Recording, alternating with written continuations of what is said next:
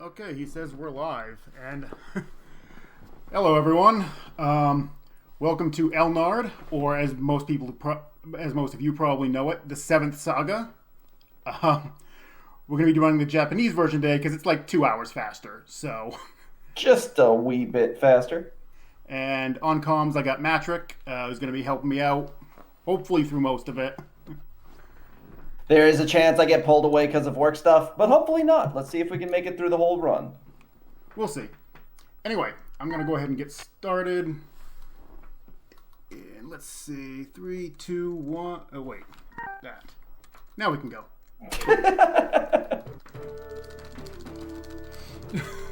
All right, so the first thing that you guys are probably going to notice here, if you've ever seen Elnard before, is that Elnard is a game that is completely non-translated, and yet this is English. So why is that? There is a person who's been working on a project to import all of the text from the original Seventh Saga and put it into Elnard, yet maintaining all of Elnard's base systems, as well as, the differences between Elnard and Seventh Saga. So if you pay attention, you'll notice that the text is here. There's some really wonky glitches that can happen where the text will suddenly randomly default to Japanese gibberish when you run from battle sometimes, but overall, it should be in English for 99% of the run. I mean, I've finished 2 runs with it, and the only problem has been that one glitch we found, and that's it. Yeah.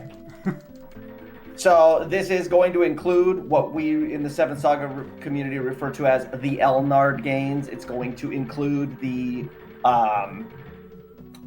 differences with the sprites, such as you'll notice that Wilmy is going to be naked. He doesn't have a loincloth, and he's got an extra horn. So, there are different sprite differences and stuff. But otherwise, this is still largely the same game. The reason that it's so much faster is because those Elnard gains that we talk about increase your stat gains by a total of 1 for every 10 levels that you gain. And so what this means is throughout the game, you'll end up with like 30 extra in every stat just by, leveling in the normal way in which you would normally level. And with this being an entirely stat-driven game, you better believe that those stats are going to make a humongous difference. And if you've ever seen a Seventh Saga run, there's about a 2-hour grind in the middle of it. That doesn't really exist here. Nope. So, this is going to be pretty much, wall-to-wall punching. We like to punch. You like to punch. Lux likes to punch. Wilmy likes to punch. We're going to punch. We're going to do lots of punching. Lots of punching. In fact, we're going to punch dragons that if you've seen Seventh Saga, don't get punched. Unless you're PJ doing solo locks, then they get punched. Yeah, don't worry about that. That's 750 punches. We're going to pass on that.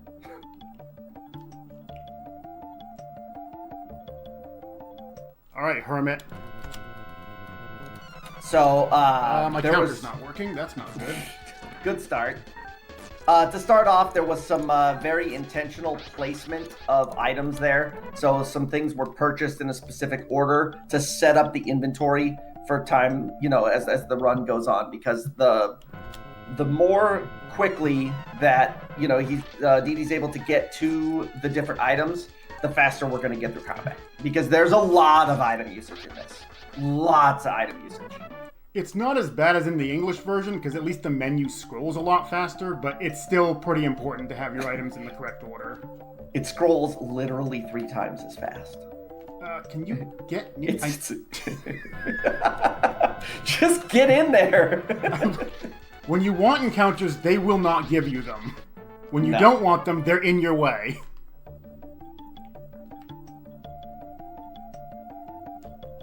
Okay, I want get over here, you.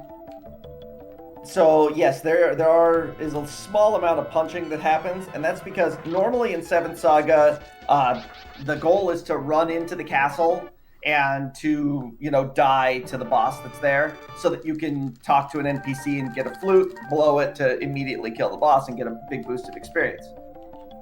But Elnard has such a different stat spread for all of the enemies. In fact, there is only one enemy in the entire game difference between the two where the stats were lowered in Seventh Saga compared to Elnard. So just about everything is weaker in Elnard than it was in 7th Saga. And it does make a big difference as time goes on. The fact that you're down on power, of course. You're punching the wyverns and not missing. What kind of luck is this? I rolled up on speed. You're level 2. I know. These things have like 15 more speed.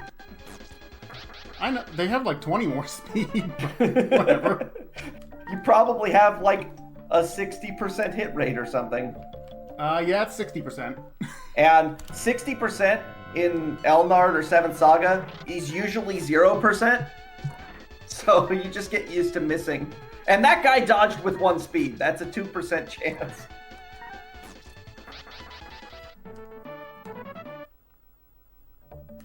Oh. Yeah, being that Elnard is such a stat-driven game,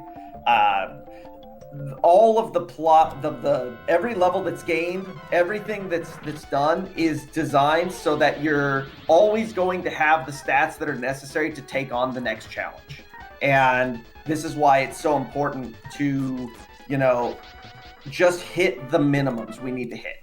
We're not trying to overpower things. We're not trying to, do a big grind and then clear everything. No, we are just hitting the numbers that we need to hit in order to be able to clear the content. And it's more important in specific instances than it is others. But, we'll explain some of that when we get there. Well, we've already had 1 critical miss. Yeah. So we actually had this discussion last night. We were talking about, how games have critical hits and critical misses and things. And one of the things we were pointing out is that in 7th Saga, there is a unique animation for when you get a critical hit. For example, Lux does a double punch instead of a single punch. Because of the animation difference, if the game rolls a critical hit and you miss, you see that. But in, if you're playing Final Fantasy and yes, as MTI says, Dragon Quest is another one where you get a crit and it is dodging. But if you're playing another game, you may roll a critical hit, but because you whiffed, it's just the same animation regardless, and so you don't see it. And it makes it feel that much worse because you see it all the time. Yup. So as far as we can tell, critical hits is a static rate. It's just a flat percentage that persists from the time that the game starts to the time that the game ends. But there are some people who are doing some RNG manipulation kind of things and trying to understand how it works. And the reality of it is that the game is seeded, and there's 65,535 entries, and they're all so basically everything is predetermined based on the seed that you have. So you'll never know where you're at, and the RNG can jump many times in an individual action, for a number of different reasons. And so it's just like impossible to control. So when you're going to get critically hit, or when the enemy gets critically hit by you, is just entirely, did the game pull a value out of, as it's going down the list of 65,535 entries. There's no skill involved. Nope. So when I was joking about how, Wizardry was giving really bad RNG, 7th Saga and Elnard, there is no control. You literally have to take whatever it gives you there. There's no skill involved. You are just getting the stats and praying. So, welcome to Elnard. We take averages and hope for the best. That's all you can do. It is the truth. There is... Even when you've done everything correctly, the game will just slap you sometimes. No! And you just go, okay. We go back. If the game wants you dead, you're dead. Like, you don't have any control over that. There is a TAS of this game. The 2 guys that made that TAS are actual legends, and the work that must have gone into actually controlling what they needed to do to make that run happen is just mind-blowing when you have a semblance of how it actually works. I've had 3 enemies run away from me already. At least you don't have to do brains where the brains run constantly. Or S-brains, which are even worse. Oh my god. I'm probably like a minute behind compared to where I want to be in like an actual run. Well, that's why we have a 4-hour estimate and not a 320. Because video games. Yeah. I'm still not level 4. Clank, clank, clank. We need more clanks. You know, it's actually probably a good thing that clanks only happen in towns and not on the overworld, because, man, that would get grating really fast. 4 enemies. Yeah, I got the level, though. We've done it. Okay, up on power, down on speed, so we're even on power, even on guard, up 1 speed right now. I'll take it. Alright, so now we're gonna go and punch down the King's Loyal Hound. Just a dog, right? Nothing special, it's just a dog. Puppy. Puppy, yes. Woof woof. Woo. The main reason that, you know, that small grind was done at the beginning is twofold. One, we need enough speed to punch chimeras. Chimeras have 35 speed, and you just don't hit them. You literally don't hit them. And you can't run from them, and they are death. So you need enough speed to be able to hit them, and enough power to be able to, you know, knock down Ramus. And Ramus is so much weaker in this. It's got like half of the HP and like 20 less power or something. It's a humongous nerf. Yeah, it's. I mean, to give you an idea, in 7th Saga, if I were to fight him at level 6, I would be taking about twice the damage, and it would take like 4 extra rounds. Yeah, he has 300 health in 7th Saga. He's got 150 here. I think it's 150.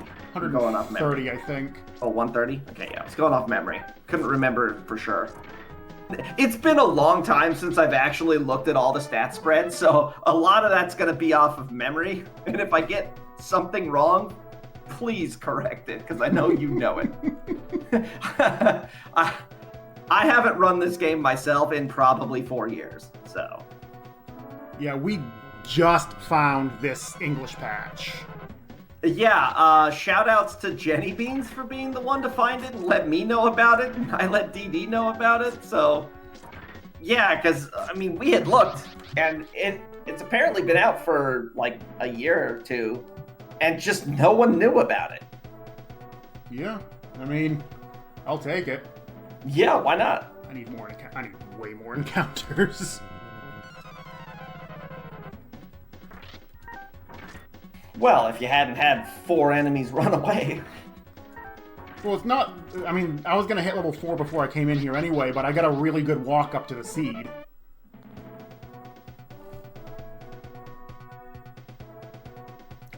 Yeah, so... 196? Really? I'm staying on this floor because there's a better chance of getting chimeras. You might notice in the top left, if you haven't noticed it already, there's a crystal ball with dots all over it. Those dots are actually the encounters. And when you're trying to run into them, they actively avoid you. And when you're trying to go in a straight line, they're all heat-seeking missiles. So just pretend like you're walking up to the stairs and they will find you. You see? Look, he got 4 steps up and that was it.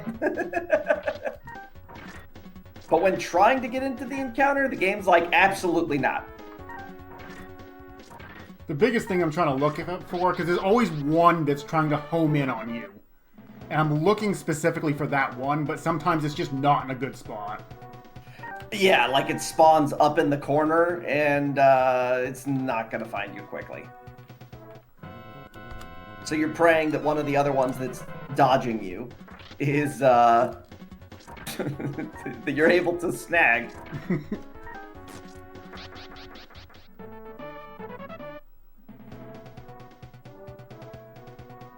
So these chimeras can use mana drain on you. Something of note in this game is that all of the game's formulas they suck. They're really bad. There are resistance glitches in this game. Spells are capped at arbitrary values for how much damage or, the mana that they can drain. The formulas are so skewed in favor of monsters. It's just ridiculous the way that this game was built from the ground up. And this is why most people think that characters that are magic-based are bad. They're not, but you have to understand how the stats and the resistances and these different systems all interact with each other, because otherwise it's so unfriendly that it's really hard to interface with, because it doesn't make a lot of sense. And essentially you can kind of think of it like most enemies in the game, as the game goes on, they just get increases to their resistances, but their magic stats are also increasing at a similarly proportional rate. So even though your stats are going up, you should think you'd be hitting harder, but you kind of aren't, because everything is going up, and you never feel like you get these power spikes. And as far as anything that goes with regards to like vacuum, which is an instant death attack, defense 2, which lowers defense. First of all, those things don't even work on half of the enemies in the game, and none of the bosses. And secondly, even if you are hoping that they work, there's a resistance glitch where if you have just the right amount of resistance and stats, it can go into the negative, and it can go overflow, and then it could be a 0% success rate. So it's a very broken formula. So Lux is going to just absolutely pummel Ramus here. So the King's Loyal Hound is a big giant ghost. Surprise! And fortunately, he gives just enough experience to hit level 6. That's why I was grinding to level 5. Cool, I rolled down on guard twice more.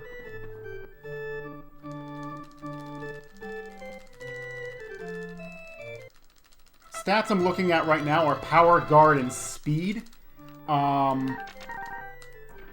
Guard less so, because it's not as big of a deal, but it does kind of help if I have higher guard going into Earth Cave. Power, you definitely want high. Speed doesn't have to be the highest right now, because Lux's speed doesn't matter as much as Wilmy's will when I recruit him. But I don't want to be rolling down on speed. Right now I'm about average. Yeah, speed in this game is the king of all stats. It affects your ability to hit, it affects your ability to dodge, it affects your ability to run away from encounters. And those three things are basically A, B, and C to success. And so if your speed sucks, you can't hit anything. And if you try to get away from an encounter, if your speed sucks, you can't run away from it. So you get into these battles where you can't hit anything, everything hits you every time, and you can't even get away from them. So yes, speed is king in 7th Saga, or Elnard. I'm going to use that term interchangeably here. It is what it is.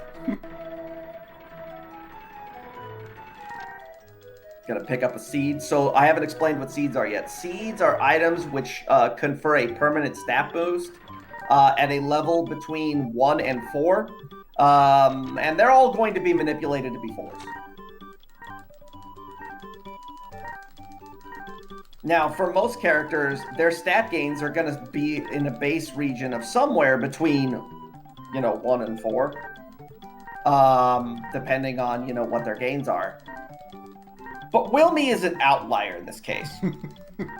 Wilmy doesn't get any equipment in the game. So the game developers decided, well, since he gets 0 pieces of equipment that he can equip, we should probably make sure that his stats are raised to ridiculous levels. So if you figure most characters are getting somewhere between, an average of 3, maybe 4 in a stat, Wilmy, on every stat that's not named magic, gets a 5 or higher. So he's getting 8 to a stat where somebody else is getting 5. And what happens is that his stats catapult him well beyond what anybody else is able to do. And if you let's be real, it's really the 5 speed. He's the only character in the game that gets 5 base speed per level. Yeah, right. It's a huge stacking, because I mean, if you figure 1 extra point on average, even over the characters that are fast, which have a 4 base, you know, you're grinding to about 32 or so, and that means he's got an extra 31 speed, which is huge with the way that the formulas work, because the difference in your speed versus the enemies is then broken down into tiers. And so, you know, just a couple of points can make a difference of 10 or 15, but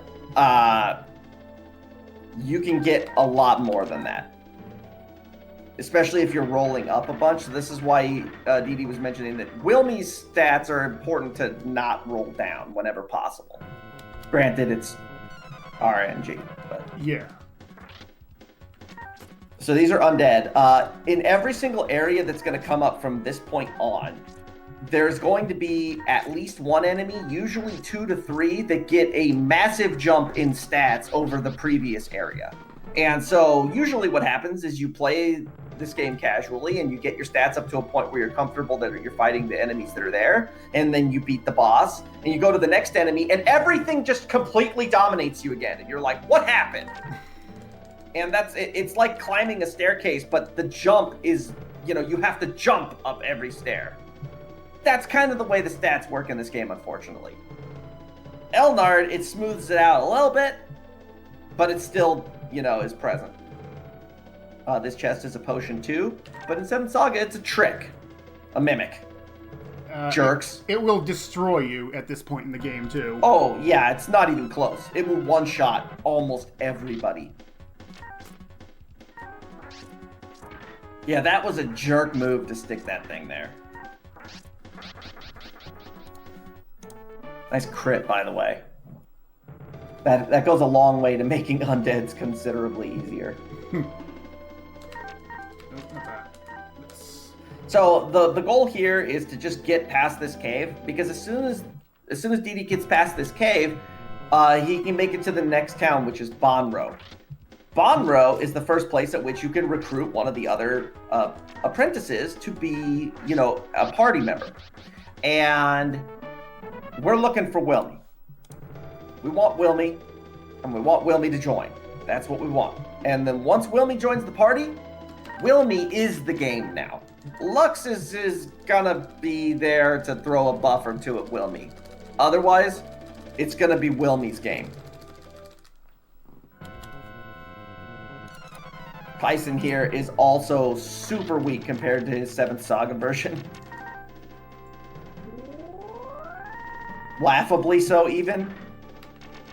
He's hitting for single digits. Usually he hits for less, but my guard's low. So the Didi used 2 buffs there. The first one is he used a Bee Protect, which is an item that reduces all damage taken by 50%. And then he used a Bee Power, which doubles your guard stat. Doubles your power stat. My bad. And with that increase to power, Pyson just gets absolutely slapped. If he'll stop dodging. Well, if he'll stop dodging. I can't help you with that. Nice hit, by the way, there at the end.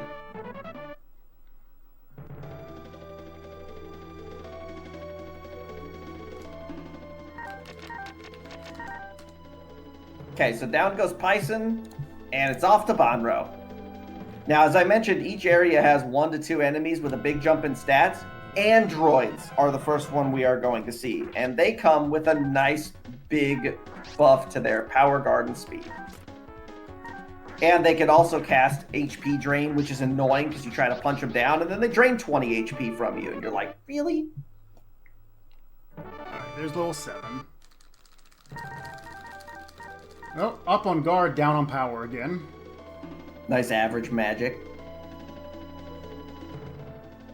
The magic stat, as I mentioned before, affects the power of your spells, but it also affects how much damage you take. And so this is the big shortcoming of Wilmy, is that his magic stat has an average growth of 2, which means that his magic stat's really low. And he has effectively 0 ice resistance.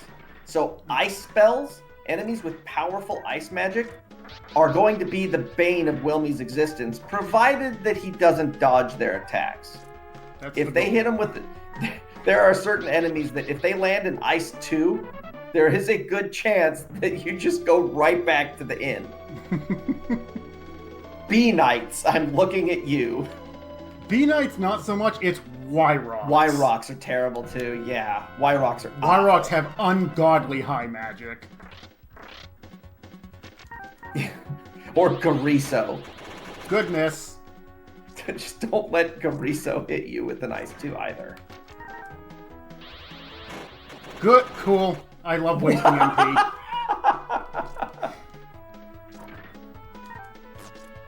It is dodging. I saw that emote in chat. Was that Aaron? Yeah, it's Aaron. Aaron, throw out the it is dodging as many times as you like. You won't have enough of them. Lux, would you like to hit? These are enemies from the last area, and I still can't hit. These are still faster than me. And it's not even close. The thing about it is, like I said, these things have 35 speed. And so, yeah, they're hard to hit.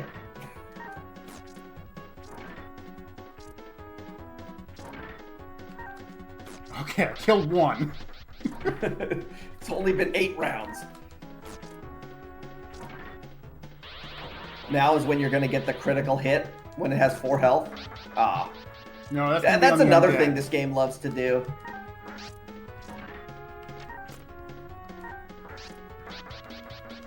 Yeah, this game just absolutely loves to throw a critical hit in for the player when the monster has like 6 HP left, and it's like, oh boy, thanks for that on the last round. Alright, now we'll head for Bonro. I hope I haven't messed up my counter either. I've been keeping track of my number of encounters I've taken, just so I can know when the response change is going to happen from Wilmy.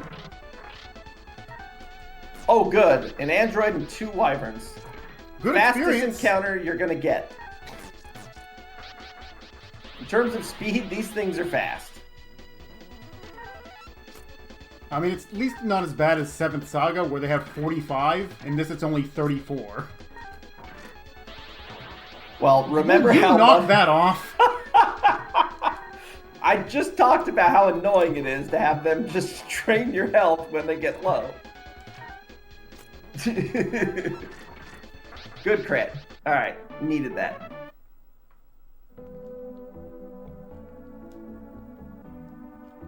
Okay, should be 4 more. If I screwed it up, we might just have to do some extra fights.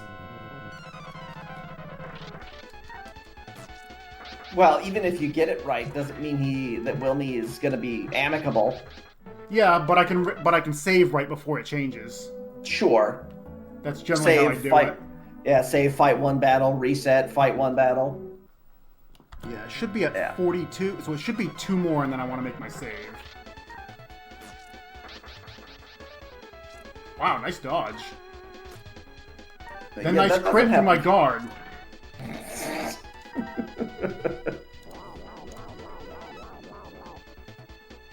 As far as I can tell, a crit is just you did 2 attacks, and it adds the damage together. I don't think there's any actual calculation differences. I think it just rolls the attack and then doubles the damage. Oh my god, this thing is impossible to hit. And he's down 1 speed from the chimeras. I'm sorry, ghosts. There's actually a number of names in the in 7th Saga that are oddly changed. For example, those chimeras are just called ghosts in Elnard, and I don't know why they're not ghosts in 7th Saga, but they are. Alright, I'm gonna do a little safety and go buy some potions, because I've run out. I normally don't. Well, that sucks, because now they're in a crappy spot in your inventory. Well, I didn't run out. I still have 1 left. Oh, okay, good. Yeah, in this game, once an item is in a slot, you never want to use the last item, because if you buy it again, it goes to the bottom of the list. And if that's like your potions or, items that you're using regularly, B powers, B protects, things like that, that sucks. You want those items as close to the top as possible. Potion 3 is the one that's a little harder to get near the top, just because you don't get one. Get out of the way, dude. Stupid NPC. The NPCs in this game, from the position at which they spawn in, they have a 3x3 grid they can walk in. And, well, they like to walk in places that you need to go. That's what they like to do. I should have probably healed before the fight. But oh well. Yeah, normally these only do like 8 damage instead of 11, but my card just kept rolling down. That's okay. It's a marathon. That's to be expected. Okay. Don't worry. Wilmy's going to come in with 3 less speed. And you're going to reset. If my numbers are correct, I should just make a save. Could I stop getting androids, please? Nope. It's only a 50-50 on whether you get them. Each encounter region of the game has 8 encounters in it. So a 50-50 means 4 formations out of 8. Wow, I already got the level. Nice 2 speed. That's fine. I already have the level, though, which is surprising. I wasn't expecting to get it this quickly.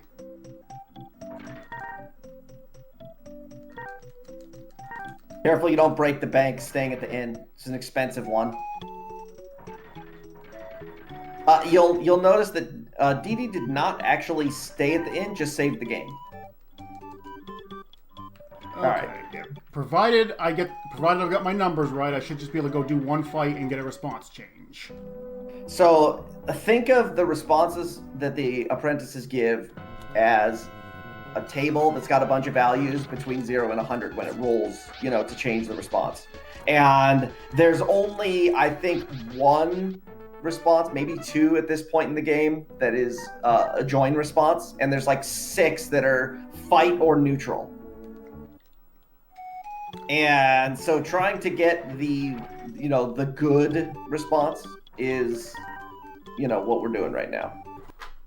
So it either changed to the same response, which is very possible, or the number is off on the encounter, and we're going to find out after the next fight. I'll get it 3 times in a row, I'll just assume it's wrong, and we'll push it 5 ahead. Yeah. Now, later in the game, there's a secondary system that goes alongside the response system, which is the apprentices will move locations. And I think that's every 8 to 14 or something like that. They'll move. 4 to 14, I think. Oh, it's 4 to 14 battles? Yeah, it's a range. It's a big range. Yeah, and it's, it just has to hit. So, when you're trying to get your response change in, every fight that you take in the meantime, you're praying that they don't move. And then you have to go and find them again from, 15 different towns on a list. And then there's a couple of towns that we never visit because they're just in East BFE and we don't want to go there. Pang! And so if the apprentice moves there, you're just stuck grinding. Because by the time that you actually find them, they're going to move again.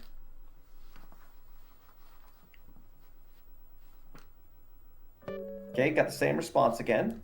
Yeah, I might be 1 off on my count. If I am, I know which encounter it was, too.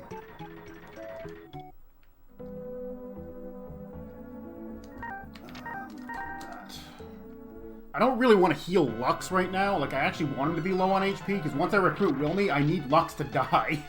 Right. I was mentioning that earlier, and I got sidetracked on the explanation. But yeah, the goal here is to get Lux killed. And Lux is actually not that easy to kill. Dwayne would suck if we weren't going through that path. Yeah, this route actually does go through Dwayne, unless some really good stuff happens with my stats. Yeah, because the Pandem region is a lot harder to start in. Yeah, I think I messed up the counter, so I should need 4 more if I'm right. Okay. I was gonna fight 3 and save it. Yeah. Also, running from encounters is insufficient. The battle has to conclude. Yeah, it doesn't matter if the enemy forward. runs or not. You just have to get to the victory screen or die. You can game over as well, and it counts. Right. Because the battle has to conclude. It can't be a run away from. Which in essence does kind of conclude the battle, but not in the way that the game, cares. Yeah. If you run, the game doesn't care. Yeah, so the Pandem route, in this case, which would be what happens, as opposed to the Doane route, if you were to talk to Parole with Lux, is not going to happen. We're going through Doane, and we're going to walk up the coast up to Tulane. I hate when my potions give up on me like that. Yeah, God. You're going to have to give him some encouragement.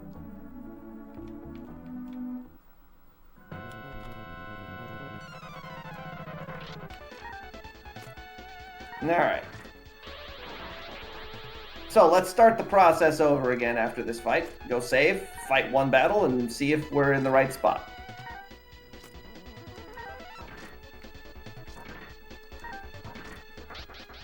Now, if this was old routes for 7th Saga, there used to be routes where the recruitment process here would take like 2 hours. I wish I was joking. Because you were, the old routes used to start the game with Legis, and then they would recruit Valsu, and Valsu just is like 1 in 15 or something chance. You have to roll between the 0 and the 15, and it's out of 100. So getting that response is not easy. Yeah, Fred, now that there's actual English for Elnard, you could easily do this.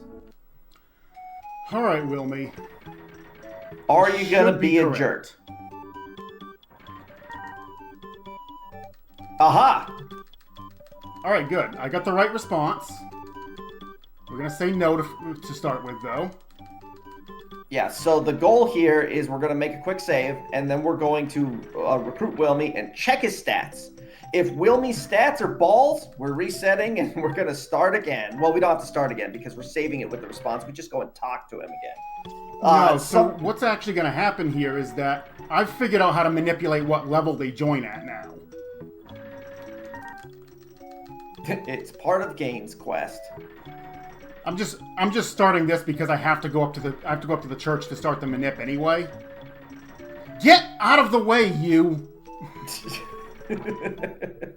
That guy is a great door guard. He's almost as good as the B agility guard. The B agility guard in, what is that, Padal? No, not Padal.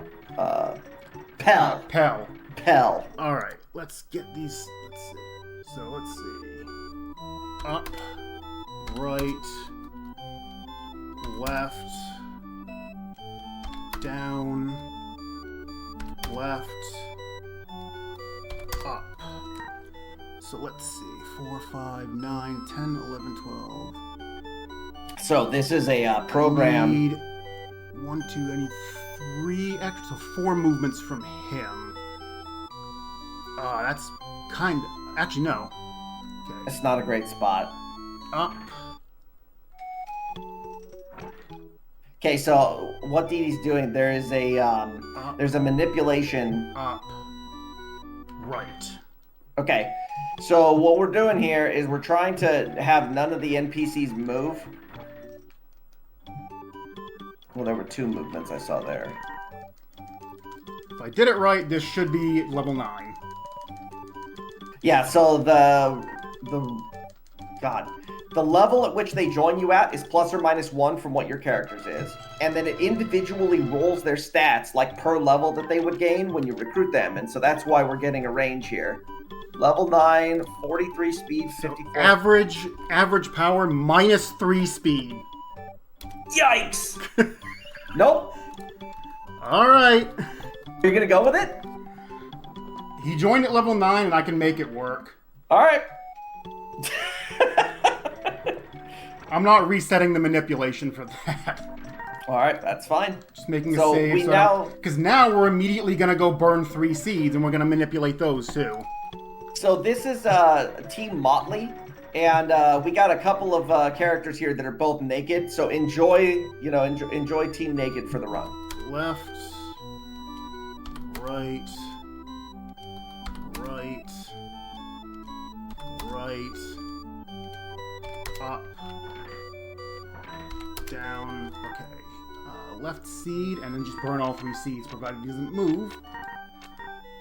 So this is a seed manipulation program here that we can tell where the RNG is based on his movements.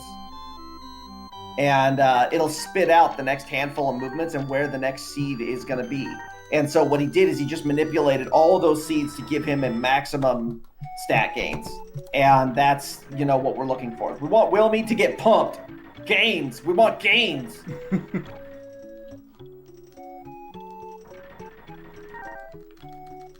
So this is a quest right now. We're looking for a guy named Gain. Now, if you had actually talked to NPCs in other towns, Gain was locked behind the Earth Gate, which was the key was being held by Ramus.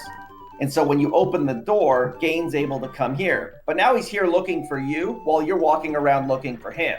So we get to do this quest of walking around to every house and talking to everybody to find out where the hell is Gain. And where's Gain? Well, he's probably gone back home. So that's going to be where we're going to end up at the end of the day. We're looking for Gain, and he's going to be at home.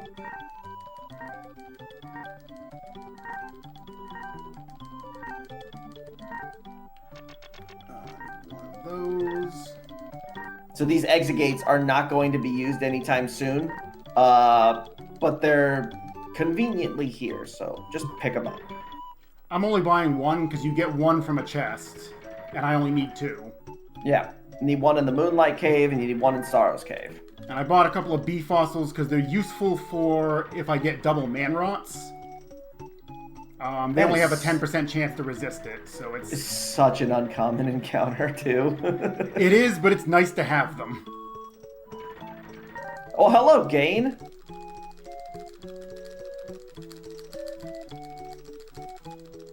I'll give you this map. You will never touch this, and it's going to take up a slot at the top of your inventory. Enjoy.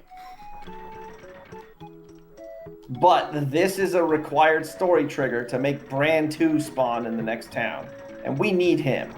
Brand 2 is useful. We are absolutely just making another save. But I'm not using the inn intentionally because I don't want Lux to heal. Because, like we were talking about earlier, we want Lux to die. And the reason for this is because experience is split in this game when you have 2 characters. And we want all the experience going to Wilmy. Correct. There's actually a couple of reasons for that. The first reason is that whenever you have to fight an enemy apprentice, that enemy apprentice's levels are based off of your main character's level. So we want Lux to be low, so that the apprentices that we have to fight, if we have to fight any of them, are going to be very weak. And the second reason is just because we want Wilmy to gain a lot of levels. We need Wilmy to be nice and strong, so he can drop a Firebird right on their faces. Sure. And then the android was like, fire? Nope. Sure.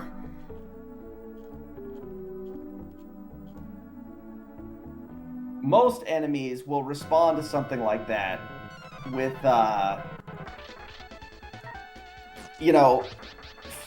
violence. That android was having none of it.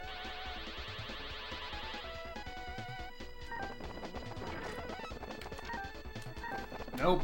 Of course they're not going to go after Lux. What's going to happen is you're going to get a Manrot fight, and the Manrot's going to cast Ice 1 on Wilmy every turn. Yeah, I've seen it. So have I. I mean, look, I only say the things that are, like, almost expected. They're, like, expected.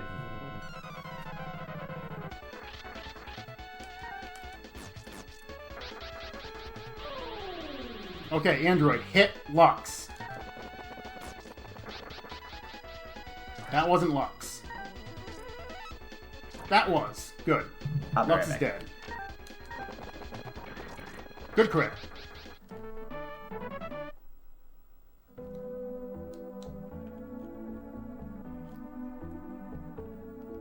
So to give you an idea of the difference between Wilmy and Lux right now, Lux had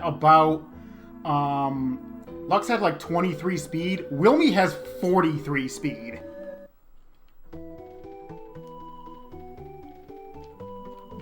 Get out of my way!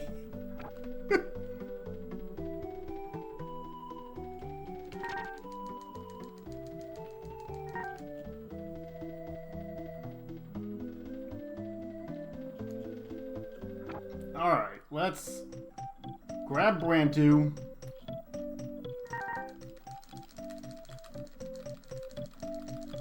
We're going to hit the inn, we're going to sell that topaz, we're going to grab a few more items, and then we are heading off to Melanom.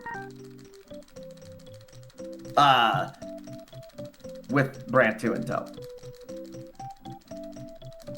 Yeah, don't mind the fact that he's like standing right behind us as we're fighting things. Yep. He knows how to use Wilmy as a shield. Actually, am going to use the inn because I want to get Wilmy's MP restored. In case I get another one of those easier encounters, it's actually worth it to just throw out a Firebird. Now, one of the really nice things with this game, because of, we're trying to keep Lux dead, is that in order to bring Lux back, you either have to use an M water, which is an item that heals people, or you have to go to the House of Healing and get them revived that way. So going to the inn will just allow you to keep Wilmy going without ever worrying about Wilmy's, without ever worrying about Lux. You just leave Lux dead. Buying some mirrors. Mirrors counter the petrification spell, and it actually knocks it back at the target. And the nice thing about that is that the enemies are they get hit with their own spell. So if it's a man rot that casts it on you, it's almost assuredly going to petrify itself. Yep. And because Wilmy's magic is so low, the calculation is going to more often than not land if he actually gets hit with it and doesn't dodge. And so what that means is the reflected petrify is going to land more frequently on the enemies. So it works better, twice over.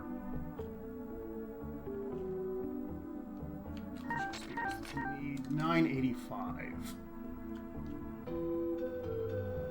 All right, let's try to dodge, not get any despairs. I'm kind of surprised you don't stagger your steps a little bit to keep the things on the screen behind you. This area actually usually isn't too bad about that. Like, they get stuck on that mountain. And then when you get onto the open area, it's not too bad to get around them. Yeah, this area has some really crap encounters. You don't want to see despairs. You don't want to see a blue demon if you don't have to right here. Despairs aren't too bad. They're just more annoying than anything in this one. In 7th Saga, you don't want to see them at all. Yeah. So a despair is going to be the first normal enemy that's, you fight on the world map or in other places that's not a boss. That's what they call a class 1 enemy. And it's a flag that's set within the game that makes the encounter unrunnable. It makes the target immune to all debuff spells and vacuum spells. And they usually come with a pretty good boost in stats compared to the enemies around them. And so despairs in 7th Saga, you run into a despair and it's the right name. You just kind of die for a while. In this game, they're weaker, they're annoying, but they're still, you can't run away from them and they take a while to kill. Blue demons are annoying because they like to cast Defense 1, which halves your damage output. And they cast Fire 1, which actually does, respectable damage right now. Yeah, provided it lands. I think the only thing that's probably going to reliably hit you is what, orcs? Orcs, yeah. I mean, the problem is I have 47, not 43 speed, but I'm just out of range to have 40% dodge. I only have a 29% chance right now. Yeah. We have a massive spreadsheet that allows us to calculate the Literally everything. We know what all probabilities are for everything going into every single fight, just by knowing what our stats are. We can calculate it all out. That's so annoying. So despite the fact that the game tells you, for example, like, oh, defense increased 50 or defense increased whatever, because it's showing the value of your guard stat, it's actually a flat 50% damage reduction. It just cuts your damage in half. You. Okay, that made up for some of it. And here comes the cure one. Oh, okay, good. Got him. I was ready for another heal one to happen right there. He's got enough MP to do it multiple times if he wanted to be a jerk. All right, so we got the chest with the wind rune. Yeah, and we didn't get any. We didn't get the chest yet. Oh, the crap. double man rot.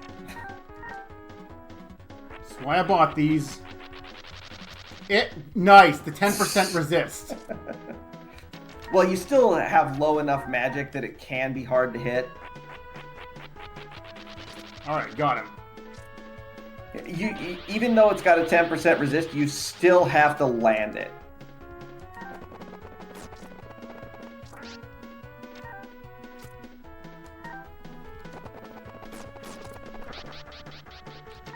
So yeah, I mean, the fact that Wilmy's got such low magic, anytime these things cast Petrify, sure, it'll petrify them, but you'll burn through your mirrors like that if you're not, if you're not dodging.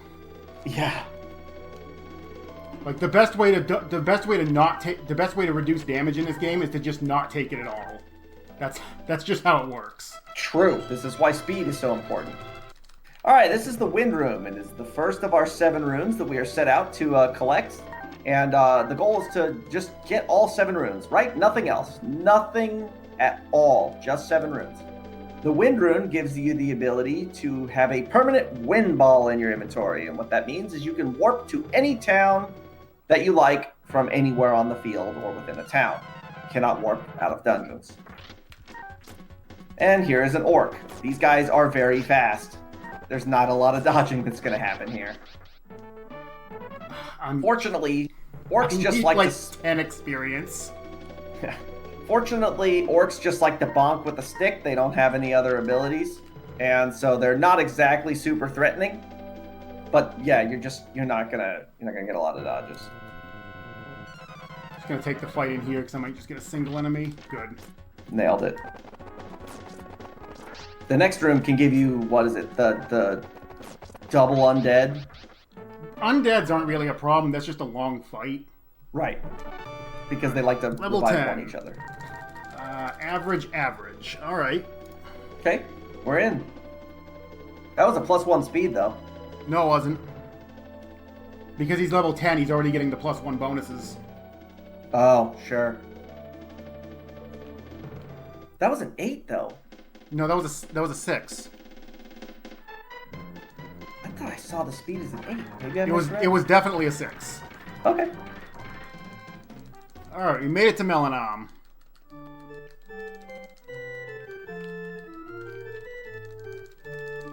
Couldn't have been an 8. Melanom Right. counts as a town, so I can wind rune back here. Yes, Melanom is 100% a town. Are you gonna pick up the brown coat? Oh yeah. That answers that question.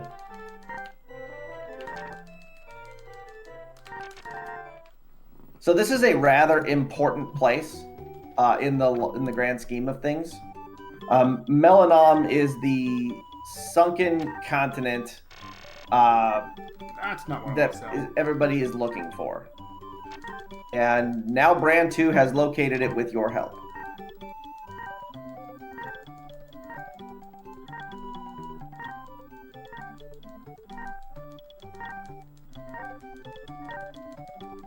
This is not quote-unquote the easier 7th Saga. I mean, granted, they are the same base game, and it is easier per se, but there are actually considerable changes between the 2 games, and basically everything that they did in 7th Saga was extremely player hostile. there are major changes that the player doesn't actually know. Like, every single piece of armor in the game is different in Elnard than it is in 7th Saga. All of them. I'm gonna go grab a couple more. They did really weird changes. For example, one of the things that they did is they took all the resistances off of the physical armors, the chest armors, and then forgot to do it for some of the robes, and then added all of those resistances onto the shield slots. And it actually leads to problems with resistance glitches with the caster characters later into the game. So by them accidentally screwing that up, they made a problem worse.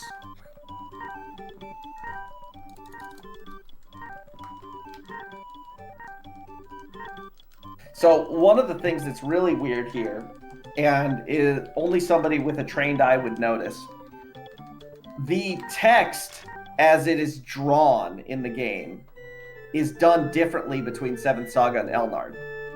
And, in Elnard, they draw the characters individually. In 7th Saga, they did a lot of words, so it would spell things out differently. And so it slows the dialogue down with this English text in certain areas. And it's way faster in other areas. So it just depends on, how the game decides to draw. It's most noticeable in the shops. For players that know what the game's text should look like, it's definitely noticeable in the shops. It was one of the first things I noticed when I booted this up. I was like, God, I don't remember that feeling so slow. You were there, you remember? Oh, yeah. I was like, what is happening here? It feels so slow. And it's because of the way it draws the text. 3, not bad. I don't bother manipulating that one because guard isn't as important, but it does help to have a few extra points. And that only takes a few seconds to go get.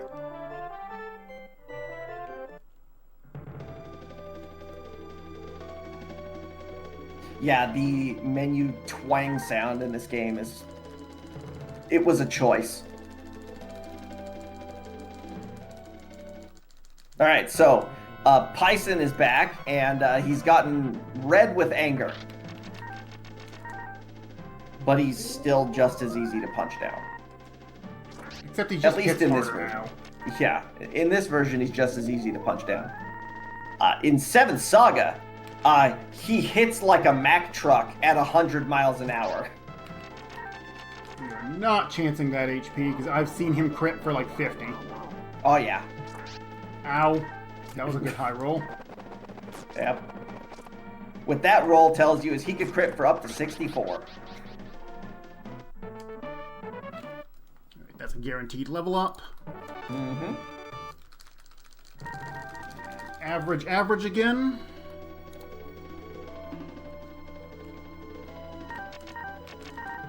And we get a free M water. Now, here's a really weird, goofy thing. That item that's on the ground there, if you leave the cave and don't pick it up and then come back like, oh yeah, I forgot to pick that up, it's gone. I don't know why the trigger clears when you leave the cave, but it does. I did not know that. Yep, if you go back to try to pick that item up later, it is not there. You have to get it on the first time you kill Red Pyson.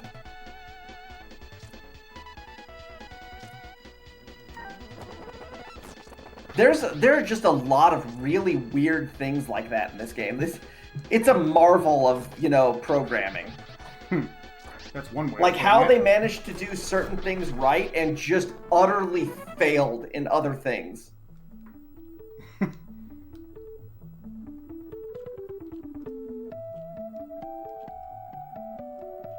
Yeah, I mean, they have a lot of good ideas with this. I mean, like the crystal ball, being able to actively try to dodge encounters, stuff like that. Like, that's really good. That's really good design. Yeah, and it was executed quite well. And then you have your resistance glitch, which was just like, how did you fail so hard?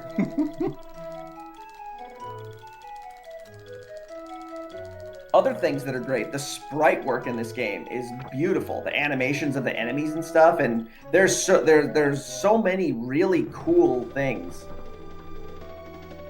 And, then they put Vacuum 2 sound effect into the game, which is mind-boggling. E.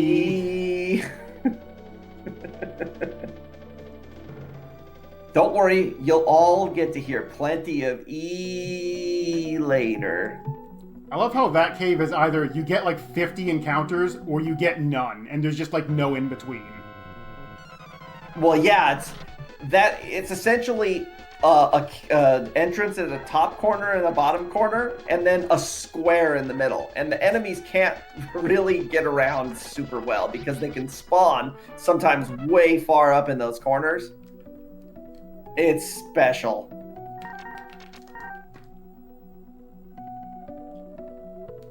Oh, come on, guy. Okay, good. That encounter that spawned on top of Pell was something else.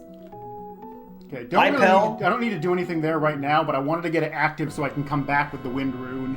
Yep, hi Pell, bye Pell. Oh, look, a Despair. That's fine, I got B powers. So, when you see a nasty enemy, what is your response? Punch it in the face. Very hard. Unlike a lot of other RPGs where you're like, oh, hey, I got this buff item. I ought to save this for sometime when I actually need it. In this game, you always need it. Yeah, you're going to use it nearly every fight.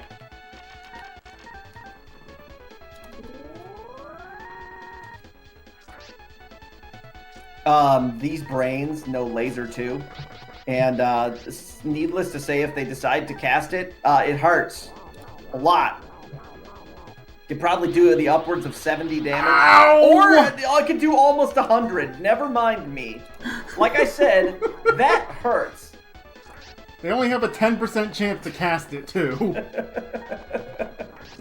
A 10% chance with a high roll. That was beautiful. Poison in this game is a status effect that never goes away unless you carry it. Thankfully, got a couple of antids. But yeah, it makes you take damage every couple steps, and it also makes you take 1 damage every round in combat. It's actually a great way to get a character killed that you're having trouble killing off. Yep. That's used in the no tune-up glitch route for the US version. We intentionally kill off. Our main is Wilmy, and we intentionally kill him off so we can take a boat to Pandem. Okay, average up on speed. Yep. That's good. I'm already level 12, so I don't have to do any grinding here. Mantas. Now these are fun. They're already fast, and they know the agility spell, which adds 30 more speed. It basically pushes them an entire classification up in speed. And sometimes twice, depending on where your stat differential is. God! Potion was supposed to be in slot 1, and I messed that up. Okay, so as I mentioned, the Wind Rune allows you to warp to any town, and you guys just got to see it firsthand. That's how it works.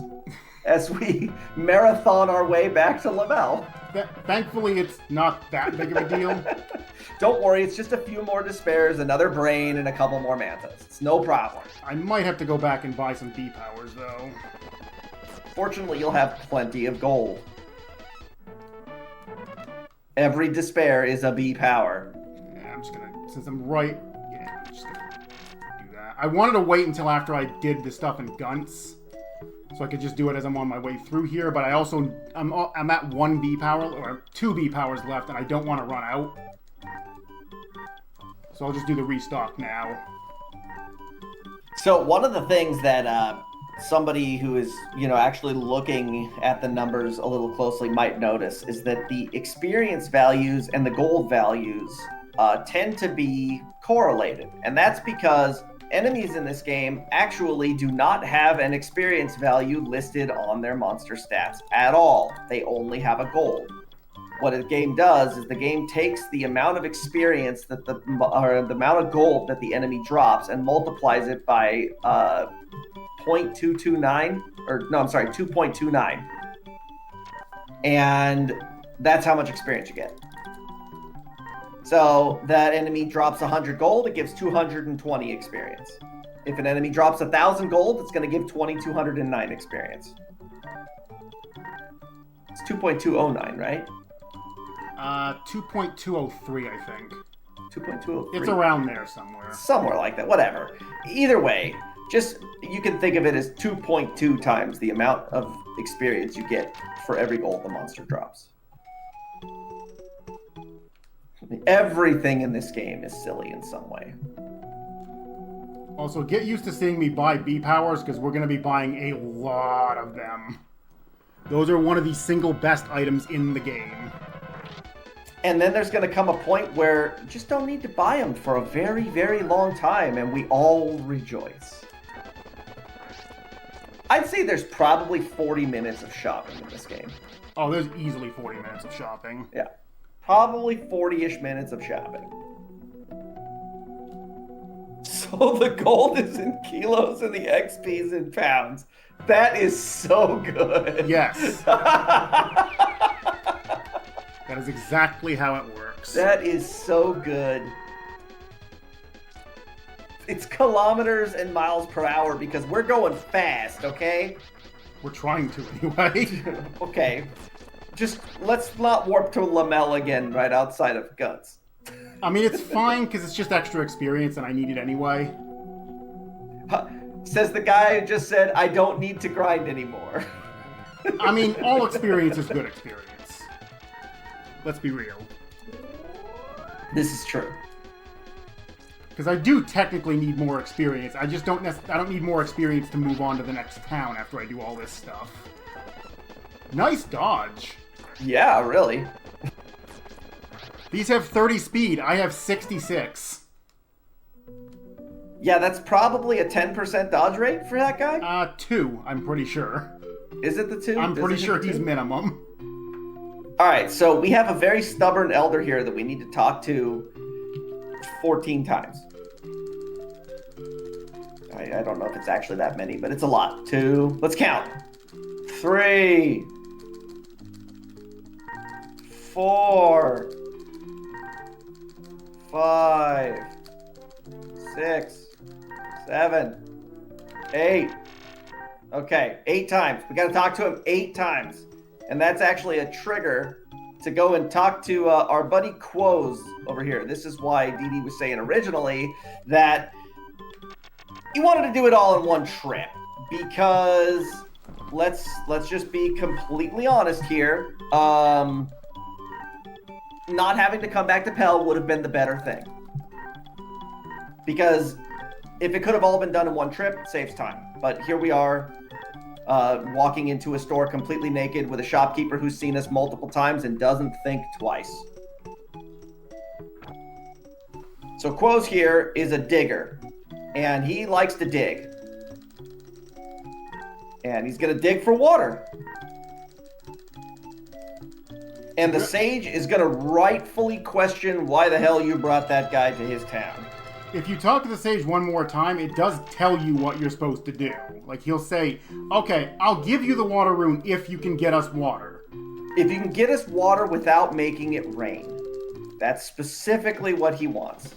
And so Quoz here is just going to go and he's going to do a rain dance, and water's going to come out of the ground. You know? Don't mind the fact that we're playing football music now either. Ding, ding, ding, ding, ding, ding, ding, ding, ding, ding, ding, ding, ding. Yeah, this came straight out of Tecmo Bowl. Circa 1990, -4. Alright, there's our water rune.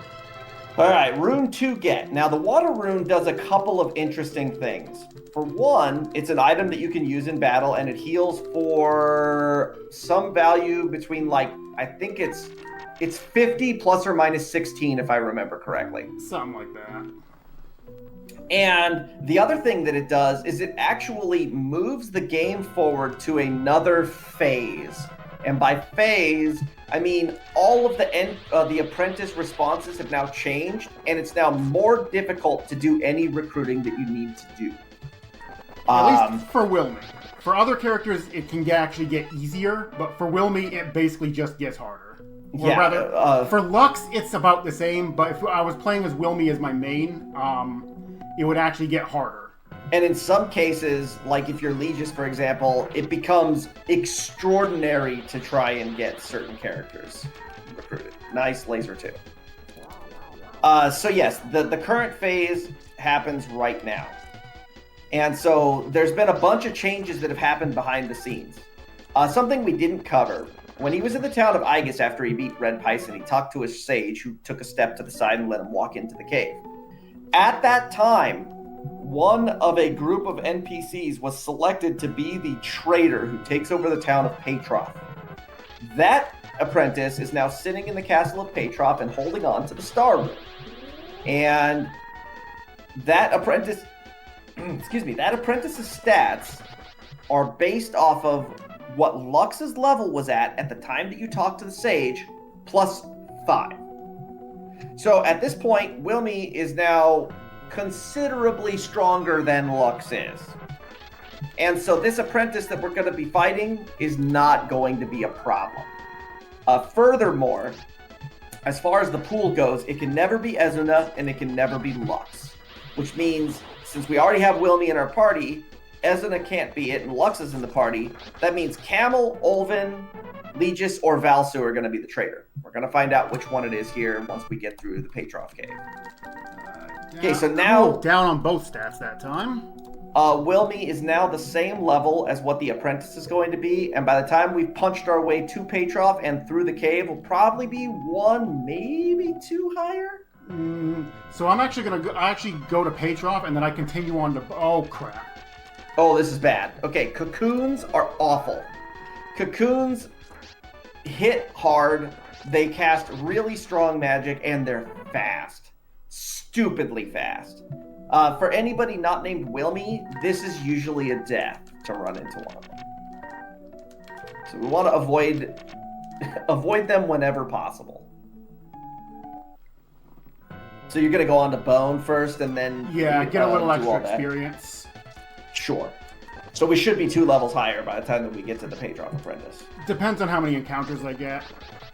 Like, I don't mind doing it at 13. Like, the whole reason I usually go to Bone is because I don't always hit 13 by the time I get to Petroff. Sure. But I'm gonna continue on to Bone anyway, because we eventually have to go to Bone anyway.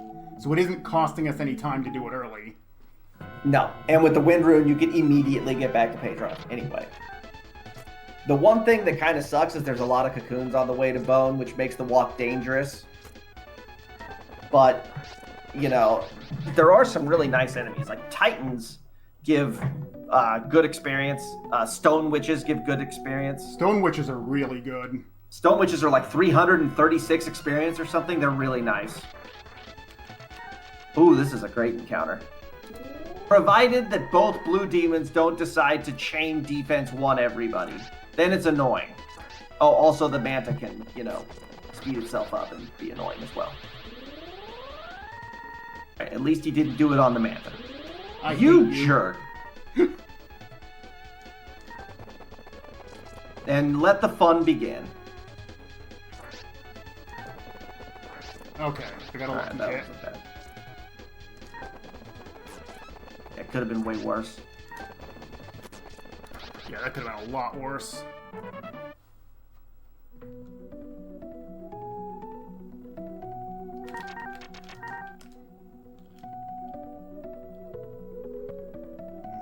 Okay, got past those 2. There's Petroff. And the enemy just rides me. Okay, this is fine. We want to see these.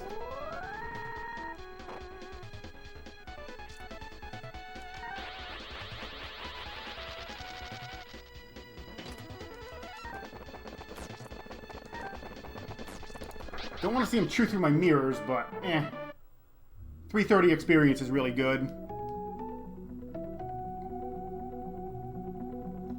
Alright, we have made it to Petroff. I'm going to go restock V-Powers again. Because I want to make sure I have enough to get to Bone.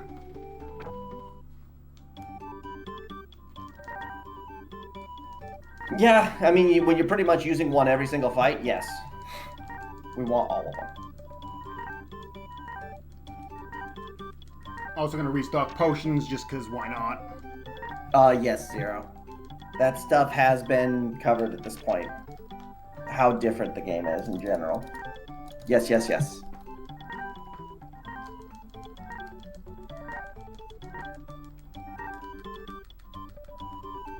It's not so much imbalanced as it actually is more balanced. Yeah, Elnard is, I'd say, fairly well balanced. Seventh Saga, they just tried to make it harder for the sake of making it harder and went way overboard. Yeah, Elnard is, from a casual perspective, somewhat uninteresting because outside of some of the novelties the game has, it's not a super challenging run. The speed run is a little bit more interesting because of how optimized you're able to go. But then again, you can do the same thing with Seventh Saga. It just takes longer because you have to do more grinding. So it doesn't really change a lot about it. It just changes the fact that things just take longer.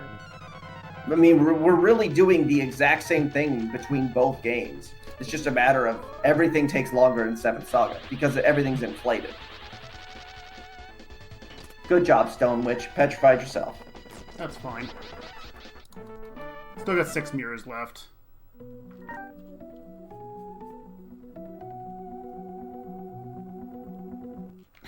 You know, the other thing about Seventh Saga is that for the uninitiated, it feels like it's got insurmountable challenges in it, and it doesn't. It can feel that way, you know. And people, unless you start with Camel, then you're just screwed. Yeah, well, try starting with Camel and Elnard, and we'll have another discussion. Because Camel is, not even joking, the second best character in this game behind Wilmy, and it's not even close. Camel is exceptionally good in this game. He's just not broken like Wilmy is. He's not flat out He's broken. like A tier, while Wilmy is like SS tier. Yeah. Unfortunately, both of them got hit with the nerf bat. While Wilmy is still relatively good in 7th Saga, Camel is literally the worst character.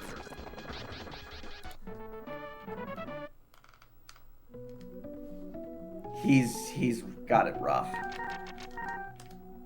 I mean, Olvan is not really much better off. Olvan's only really saved by his better weaponry and the fact that he has more HP. That's really all that saves him in 7th Saga.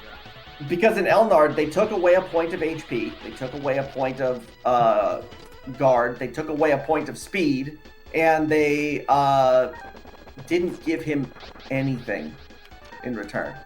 They just nerfed the crap out of him. Yeah, Camel actually lost 2 HP. Oh, it goes from 8 to 6? It goes from 7 to 5. Okay. Yeah, I remember it was really rough. He's just so bad. I mean, Wilmy lost 4 stat points as well, but he's still good. Primarily because he even though he lost 1 speed, he still has 4 speed, which is good. Right. That puts him on par with all the other characters who are good. It's like they just took away all of his bonuses that he had. It just kind of lined him up with others, which still allows him to be a monster.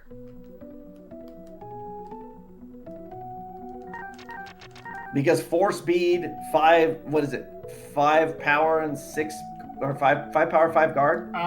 He lost 1 power. He went down to 4, but it is still... So it's 4, 5, 2, 4. That's what it is. Yeah. And still, he still has 8 HP as well. Right. 8 HP and 2 mana, I think, too. Not that his MP is super important, but... No.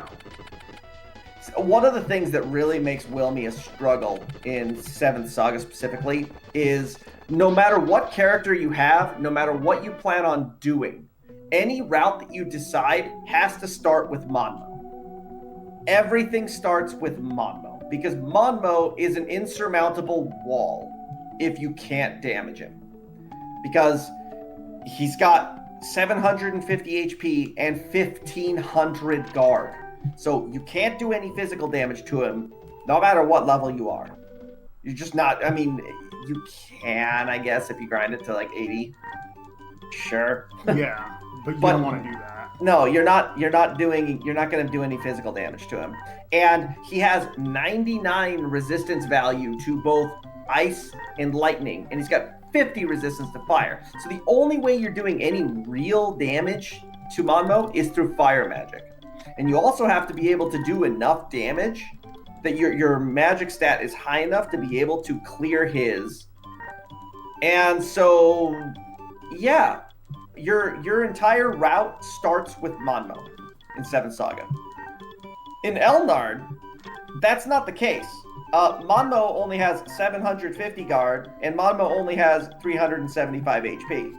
So, Monmo's just another boss.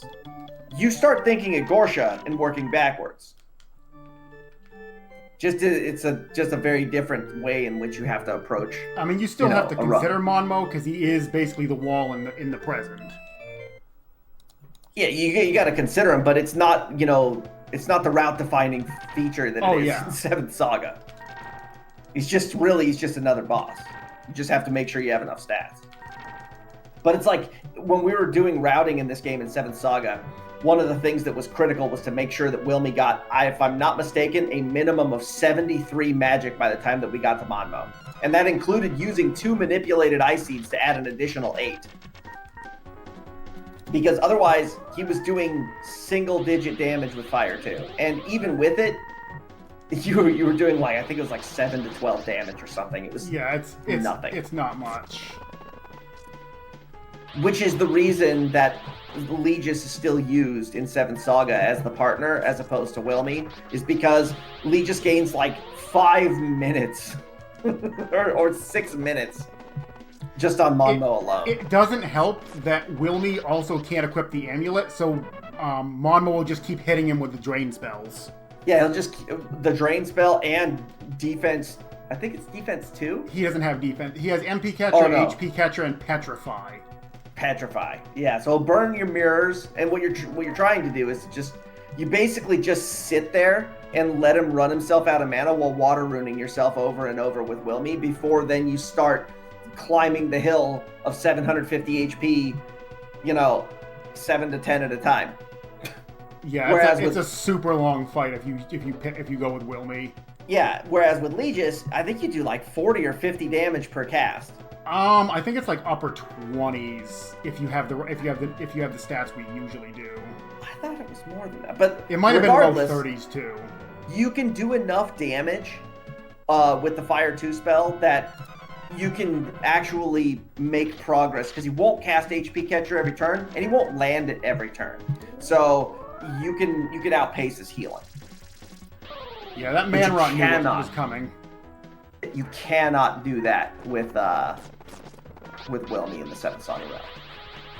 In this game, in Elnard, Legis is probably the worst character in the game, which is funny to think. I think Olvan is worse only because he's slower. That's the only reason I would put Olvan lower. The thing about it is, though, is that if you're playing the game normally, you're gonna get enough experience and things that Olvan's raw attack power and the speed differential isn't gonna matter so much in most cases, and so it makes Legis just crappier. But yes, for a speedrun, I would agree. If you're trying to go fast, Olvan is probably worse than Legis. Because he's the only character not named Lux that comes with a 3 speed. Everybody else has 4 or higher. Oh, even worse, Olvan only starts with 2 speed in this. Yeah, and, he's supposed to be like an old dwarf, so, I get it, he's not supposed to be fast. But he hits like a truck. Olvan's weaponry is so strong that he just hits like a truck when you get the right upgrades. The specific points like the Mist Axe, and of course the, what's it called? The, Immo Axe at the end. Immo Axe, yeah. The Immo Axe is the single strongest weapon in the game. And only it's got Olvan can equip it. It's 120 power. The second highest is tied between Camel and Legis, at 100. No, Legis is 10 points lower. Camel Oh, has the second strongest at 100. Oh, I thought that the Doom Sword was also 100. It's 90. I got Olvan here, of course. Great. Here comes a defense 2 right off the bat, just slowing the fight down. Oh, something else interesting. Every single apprentice in the game that you would fight knows the Heal 2 spell and will cast it regardless of whether that's something that they know in the base game. I'm gonna punch him once before he gets it up. I think I might. You might be able to just punch through it. No, I'm not gonna be able to. I'm not gonna be able to do that. Oh, he doesn't have Heal 2. He's not high enough level. You should have it. They all have it. No, if they're not high enough level, they actually won't give it to him. Really? Interesting. And Olvan doesn't learn Heal 2 until a bit later. Huh. Okay, news to me. I stand corrected. But it's really fun when you get here and Legis knows Heal 2, and it's like, no, no. Or Wilmy. Wilmy or Legis, who don't have healing spells at all. Yeah, and they can heal themselves for 90 whenever they like. Alright, it's seed manipulation time. So this house here, left, right, down, up. Okay, when he goes left...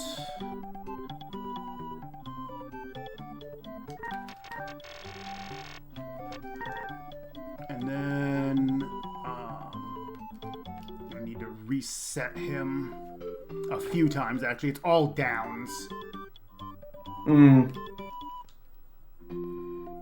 5 downs. 2 after the next one. Glad I only have 2 seeds here. Where is it? So the next one's like 13 steps long. So I'm glad I don't have to do that one. Good spot in the RNG. Time to restock. As mentioned before, 40 minutes of shopping. Actually, I'm gonna burn this. Might as well since I'm right here. Yep. I'm gonna restock the potions, potion 2s, the B powers. Still, sadly, have to go to Rablesk for B protects. No, you can get them in Pell, but I'm still maxed on those. Doesn't Bonro have them too? No, Bonro doesn't have them. It's Rablesk and then Pell. Ah. But you're good on them still. So, and I you just got the star really room. good walk through Petrov Cave, though. I only had 2 encounters. So, I've been going through what the runes do. The Star Rune was just acquired, and the Star Rune negates the need for B Protects from this point on. We do not need B Protects. Just use the Star Rune. So, annoying enemies that like to spam defense too, you can just immediately Star Rune every time, and they wasted their turn. The whole reason I stocked back up is because those stupid Spidex can cast defense too, and you can get into a war with them, and you want to have a big stock just in case. Yep. Also, this kid is so badass that he wandered somehow from Bonro all the way to Bone across the damn ocean. Don't worry about that part of it. But he found a remote control while he was exploring a cave to the east full of hell priests and spiders, man-eating spiders. Yep. But he's fine. So, if you wanted to recruit a partner, recruit that kid. Because that kid is guided by the hand of God himself.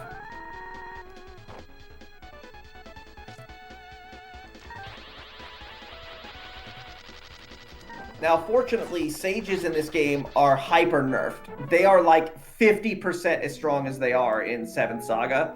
So they're annoying, but they're not the death balls that they are in 7th Saga. Yeah, in 7th Saga, they gave them 110 magic. In this, they only have 60. It's stupid. It's something else. Also, if you're wondering why why we didn't revive Lux and take the boat to Pandem, it's because Wilmy's kind of in a unique position where if you want to go to Pandem, you ideally want to be level 15, so you have enough speed to deal with mutants. But if you take the sub here, we can go up the way from Dwayne at level 14. We can do it a full level lower.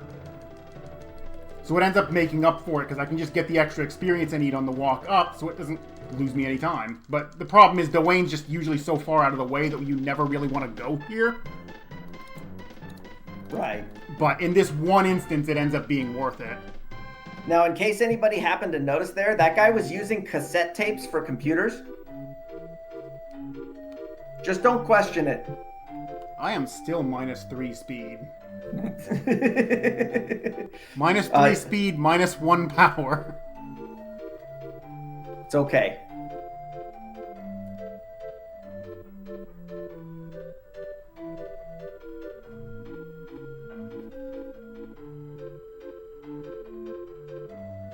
He had to record his data somehow.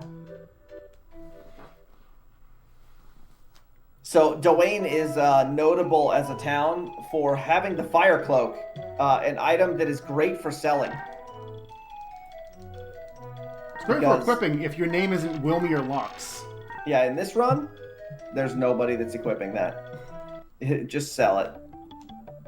Now, this walk is up a coast line with mountains on one side and a coast on the other, which means it's a narrow path and it's hard to avoid a lot of the encounters. You know, unless they all end up behind you, at which point you can get lucky. But yes, this is normally, if you get into one fight here, you might get 5 more, just because it's not easy to navigate this area without encounters. I was going to say, now they're all in front of me. Yeah, rip. That's fine. Red demons are a special enemy, as they are, I believe, the only enemy in the game with a 0 in a resistance stat. 0 ice resistance. Those things have an allergy like no other. Nice 15. And up on power, down on speed. Cool.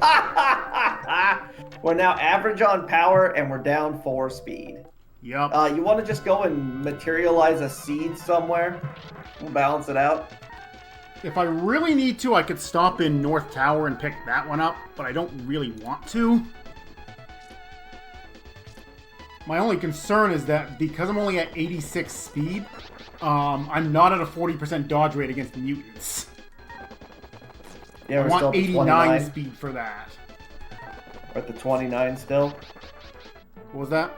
We're at the 29% still? Yeah.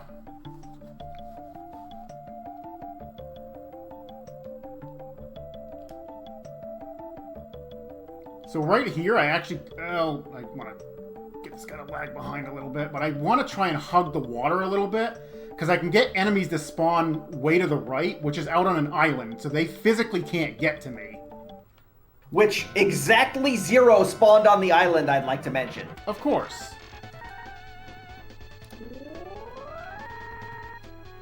Also, this has been really good encounter luck. The fact that you've gotten single red demons, both fights, and then you got the really easy triple orc, like... Yeah.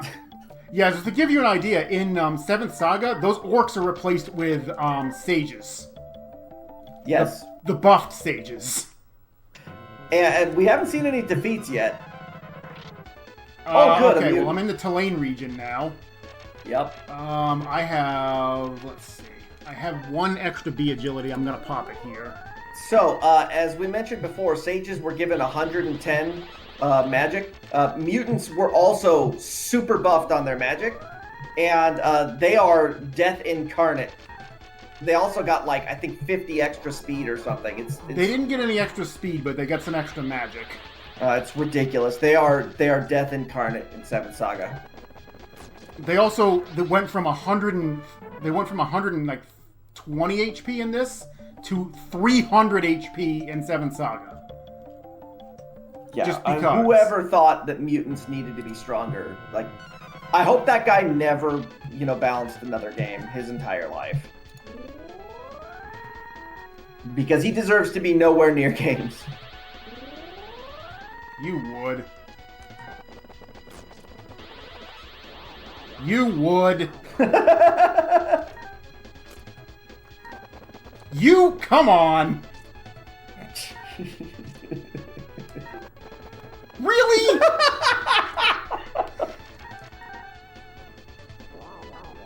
One more dodge! One more dodge!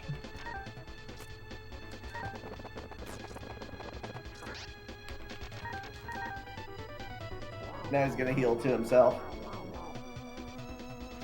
No, he got brave. Oh my god. Nice crit. I gotta stay out of instant death range from him. Oh, that's not a crit. That 42 is a normal hit. Yikes. That means he can hit for the 80s. Yeah, he can cast Blizzard 2 is the problem. I don't think he had enough mana at that point.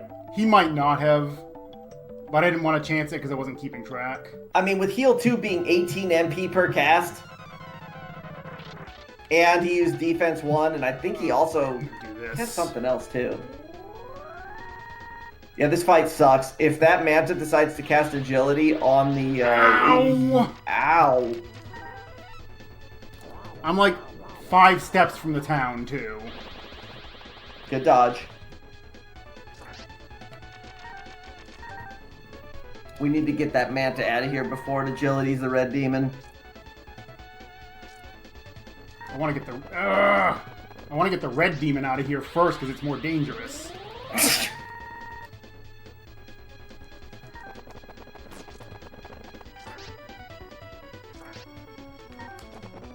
Okay. Okay, got lucky. Sure. You jerk. Why not? Okay. That could have been far worse. We could say that about, like, every fight in this game. I mean, that didn't go well, but it could have been way worse. Okay, we made it to Tulane. I need to go restock again. So, one of the nice things about this game is that, as you can see, even when it goes, like, pretty poorly, it's still somewhat within control. That's not the case so much when you get up against certain types of enemies. There's a lot of enemies that have true one-shot potential on Wilmy, and if they just decide you're going back to the inn, you're going back to the inn whether you like it or not. Fortunately, that encounter chose not to send him back. Could have been bad.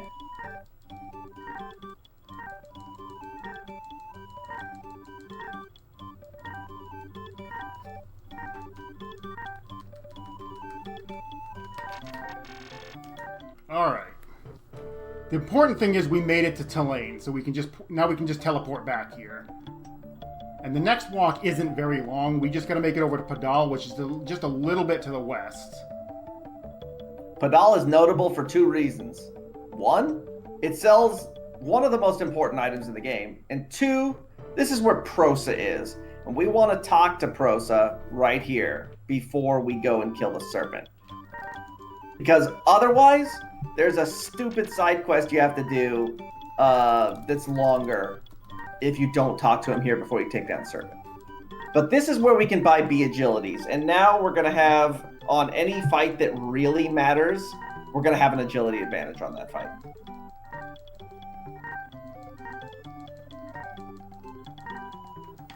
I love how M waters are half as expensive in this game. Yeah, 700 in this, 1200 in the US version, because why not? Yeah.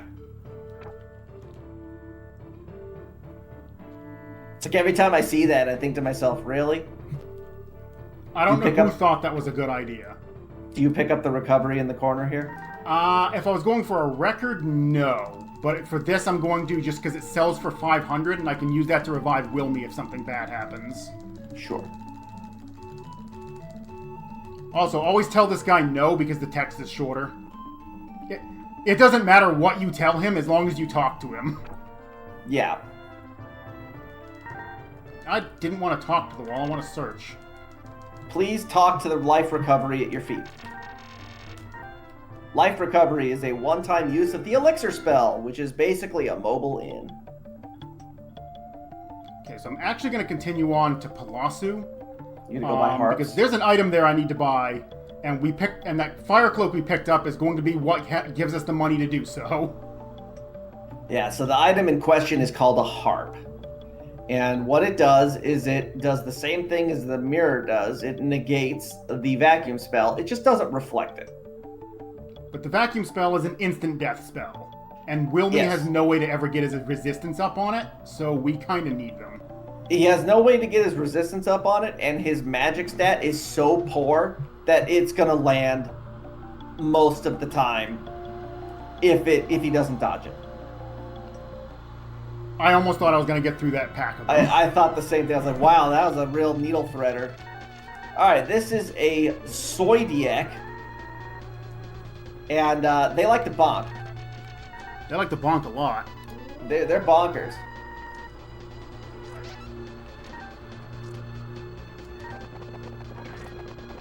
Very flashy bonker at that.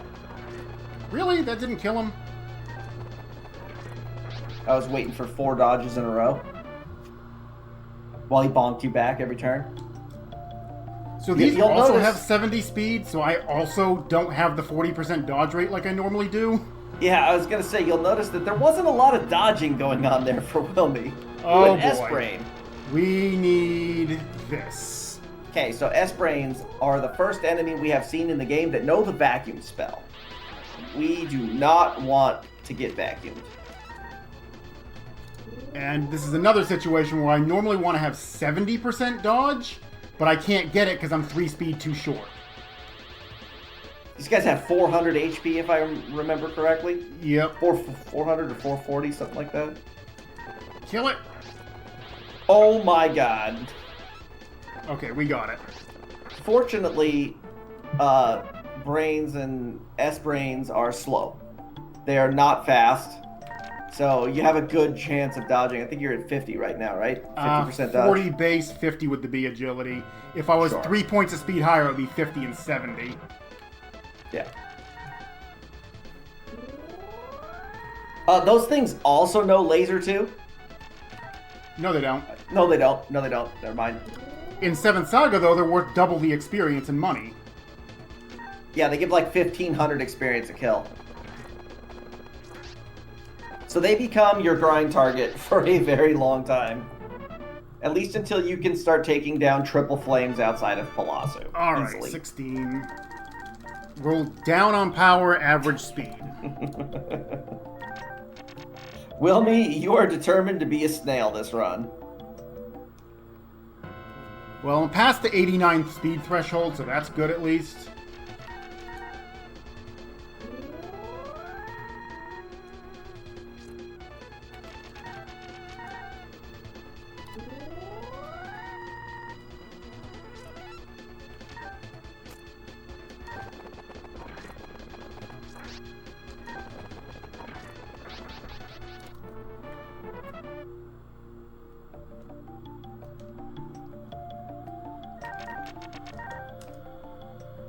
Shout out to the lawn care guy who's like right outside my window right now. Nice! All I hear is lawnmower. That's...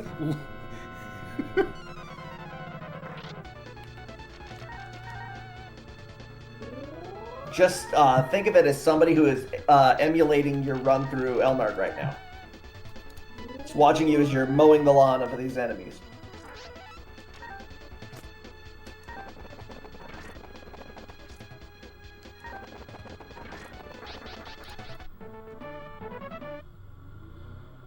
One of the nice things is that these enemies represent a pretty good jump in experience over, what he was getting before. I mean, red demons are 462, but, at 500 plus a kill here, these are worth 990, as I recall. 990 in the US version. In this, they're only about 500 something. Oh. They got nerfed. Yeah. Well, they got Flames. buffed in 7th Saga with the experience, but they also got twice their HP. Uh-oh. Yeah, flames. Uh-oh. Man, that could have been a death. I don't really want to burn this, but I have to. Potion 3s will be at the bottom of my inventory now. It is what it is. Yikes. This guy's very cast happy. Might have to try and burn the agility, huh? Oh my god. He just crit.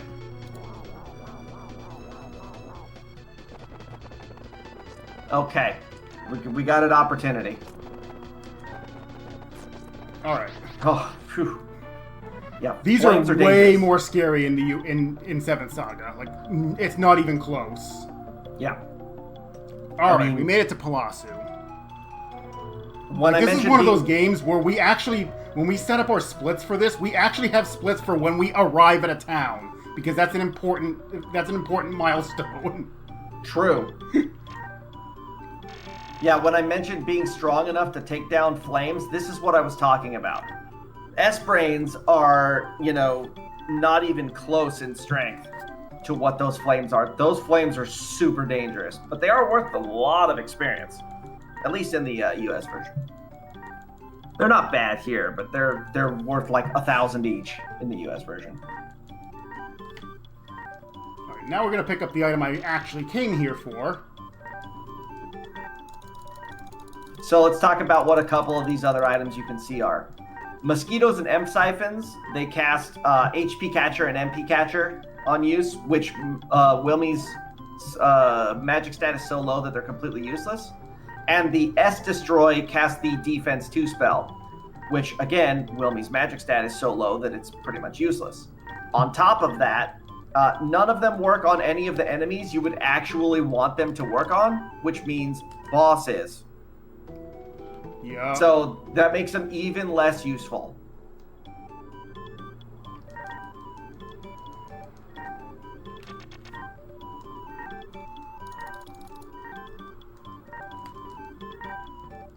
Let's see, we're about an hour and 45 in. That means we've gotten through like about 15 minutes of the 40 minutes total of shopping. Let's go! So one of the things is, now that we're in the northern continent, every fight is so dangerous that you're just going to be burning resources just to survive. Yeah. And so that means more restocks. So every one of the areas that you go through is pretty much get to X location and then go restock before you do anything else.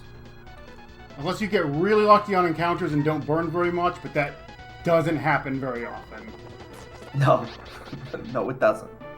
Because the stupid Manta comes along and gives the red demon agility, and then you find yourself, getting hit for 150 with a Blizzard 2, and you're like, oh my god. Or Double Defeats come along and start spamming Petrify. That would be fine, because I have mirrors. Yeah, but you still gotta go back and buy them. Because if you get petrified in a fight with an S-brain.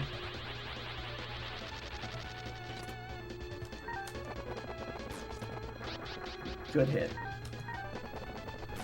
I didn't mention this, but the reason that you see DD using a defend before attacking is because when you do that, the game actually adds 50% of your power stat into the next calculation. So defending and attacking is a very commonly used strat. It's not like RNG manipulation. It's not trying to, prevent the death. It's literally so that your next hit adds 50% power. And we're not talking about adding 50% to the calculation. We're actually talking about adding to the stat, which ends up being a multiplicative gain. It's not an additive gain. Oh, whoops. Yes, this version does have Gorsha 5000, and that's because this Elnard translation, as it was, it's not really a translation. They took the original 7th Saga text and just they just slapped it into the ROM and rewrote every single pointer in the game to access the new text. That's how it works. And that's the reason why, for example, if DD were to run from an encounter, you would notice that all of the text suddenly reverts to gibberish Japanese because it's trying to pull data and it's just grabbing random characters. It doesn't actually mean anything. It's just random Japanese letters. Thankfully, it only happens on the world map. Yeah. Dungeons, it seems to be fine. And only when you run away. Yeah, if you finish a fight, it's fine. It's strange. It seems, as far as I can tell, it has to be something related to the music. Because it doesn't happen when the game starts. and it doesn't happen until the music changes for the first time, and then it seems to consistently happen after that. So it has something to do with the music and what it's calling, and it's just such a strange bug. Very strange bug.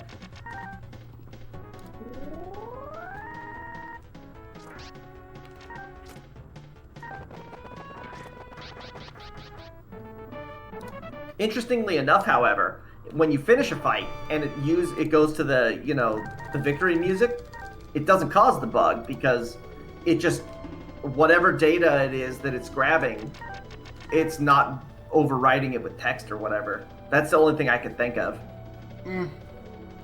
Also, this is another one of those caves where you either get a really, really good walk through it with like no encounters, or you get like 50, and there's usually not much in the way in between. Nope, it's a straight line, it's a passageway, there are some lower areas.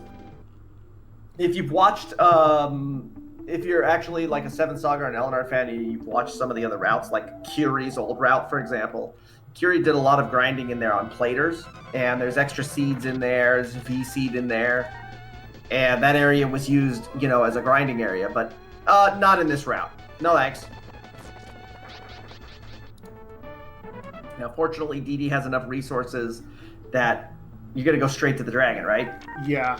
Yeah, there should be no reason to have to go and buy anything or do any of that stuff. There weren't that many encounters, so we're going to go straight to the dragon here. The only thing I'm going to do extra is I'm actually going to revive Lux, so he can throw some buffs at the beginning of the fight. Get ready to say it with me. Grr, grr. And that's the sound a dragon makes. Grr, grr. Agility first. Yeah, Lux makes a great buff bot here, provided that the dragon doesn't fireball on the first turn.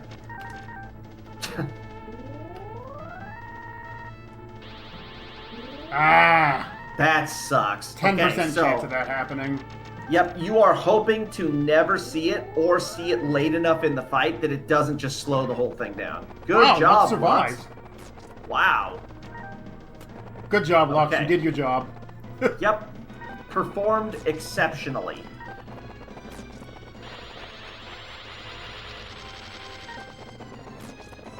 This is one of those fights that I have enough attack power that it's actually a bit of a DPS loss to do defend attacks.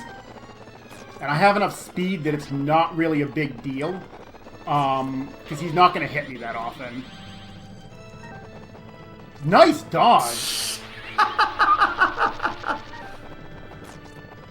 Also, Dragon has like 500 less HP in this version than he does in 7 Saga. Nice job, you left him with 3 HP. 2203. There we go. Alright, Star Rune is now active. I do have to go get B powers now. Or not Star Rune, Sky Rune is now active. So now one of the apprentices that is still alive out in the world somewhere is holding on to the Sky Rune. And so that means if you were to get really lucky, Didi could just use the what do you call it right now, and check to see if Dwayne or Tulane just happened to have the Sky Rune apprentice. You could also check Padal or Palasu, though you would have to walk around in Padal. But one of the apprentices is now holding on to the Sky Rune, and we're going to have to beat the crap out of him.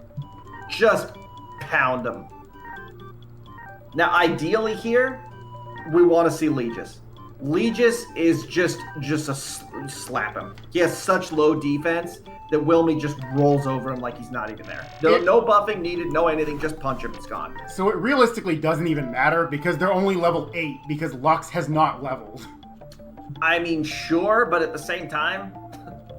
I think the only one who ever gives me not even like trouble, he might take a second punch, is Olvan, and he's already dead. Yeah. Anyone else, I can just punch and they die. This is why we keep Lux as low level as we can possibly manage. And the thing about it is, in 7th Saga, everybody's always like, oh, you can soft lock your game if you level too much. That is wrong. The only way that it would be possible for you to soft lock the game is if you intentionally went out of your way to try and fight every single one of the apprentices so that they have no chance of joining you. Otherwise, it doesn't matter, and you keep going until you get them to join you, and you get the Sky Rune that way, and then you can go back and re-recruit your original partner with a huge stat boost at that point. So there's absolutely no reason for anyone to think like, oh, I can level myself to the point where I do that. No, that's just a wrong misconception. That's not the case. Okay, so we've gone back to Palazzo. We're now going to walk south to Tefana. Yep. And Serpent's Castle. Oh my god. Well, cool. Wow. And there's our first death of the run. It was going to happen sometime. You know, if this was 7th Saga, we could do a drinking game where you take a shot every time that you die. But in this game, it doesn't happen as often. Should have plenty of money for the revive. We'll find out. If I don't, I have things to sell. Well, I mean, you didn't do a restock after fighting dragons, so you should be guaranteed to have it. No, I did do a restock, but I had so much money it didn't matter. You know what? I just kind of tune out the shopping at this point because we see so much of it that I don't even think about it anymore. It just kind of happens. So look, fun I got fact, lucky encounters, and I'm already farther than I was when I left Palazzo the last time. Yep. Fun fact. That just happens. When you try to run away from an encounter, it takes an average of the enemy's speed. And it takes the speed of the character you're trying to run away with and compares it with the average of the enemies. If you petrify something and then try to run, you just cut their average speed in half or a third because you have 0 speed when you're petrified. So if you have the ability to petrify, you can get away from just about anything. If all enemies are petrified, it's always a guaranteed run too. Yeah. Because with 0 speed, they're going nowhere. There's actually quite a decent number of... Nice job, Lux. Good crit. There's actually quite a lot of differences as far as sprites are concerned. It's not just, the serpent and the griffin. It's actually all of the, female sprites which have exposed breasts were changed, as well as loincloth added to Wilmy. Legis was made a little friendlier on his color palette instead of being so dark. The Flames have a loincloth as well. Flames have a loincloth instead of a naked crotch. Gorcia has a case of jaundice in this. Yeah, really. A really bad case of jaundice at that. Wow, that was a good second half of the walk at least. Yep. Now I'm gonna go restock B powers again.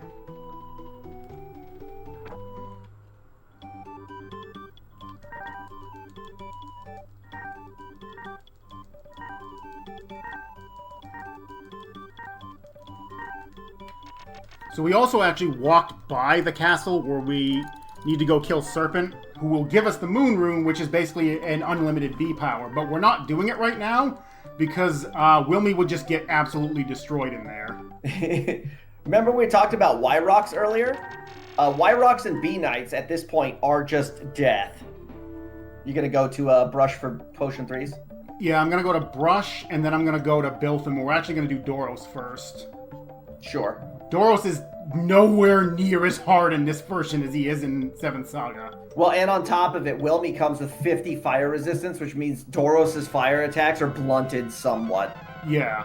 Yeah, he is Dorito in this game. He's definitely Dorito.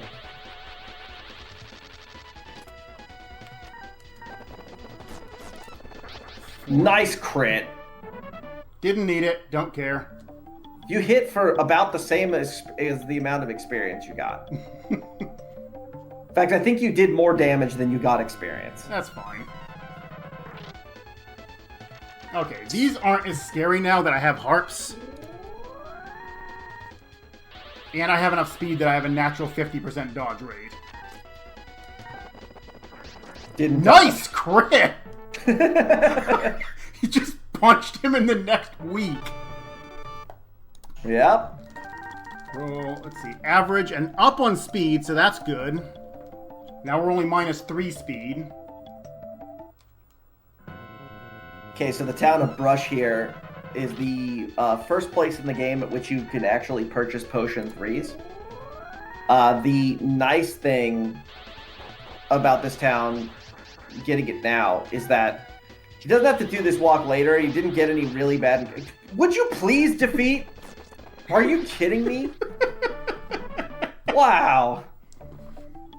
But yeah, no, he's now going to have potion 3s available, and potion 3s are full heals, and his HP is now high enough to where potion 2s kind of suck. I mean, they're necessary, but they kind of suck. The reason that he was upset about burning it earlier is because now it's at the bottom of the inventory. Yeah. If this was 7th Saga, I would be livid right now, but it's not as bad because of the cursor speed, so I can manage. In Elnard, you can actually just hold down on the D-pad and it'll scroll through the menu. In 7th Saga, you gotta tap, tap, tap, tap, tap, tap, tap, tap, tap, tap, tap, tap, tap. Once every 9 frames.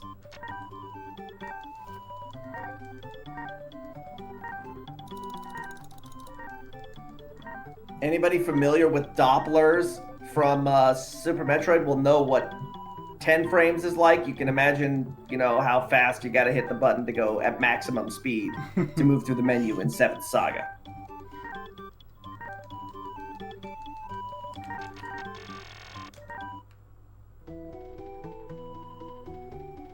And yes, I just used the wind rune to teleport like 6 steps.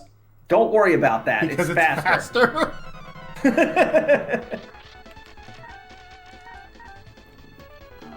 Now, interestingly enough, for this walk.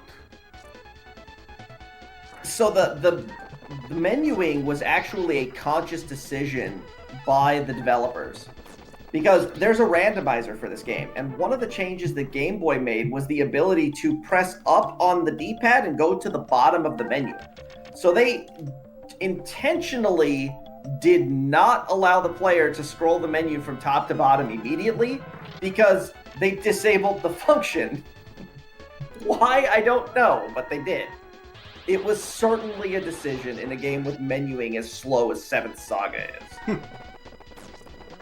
And how many items, you just build up this stock of crap throughout this game, and so you're just scrolling forever when you need to get to Moonlight, for example.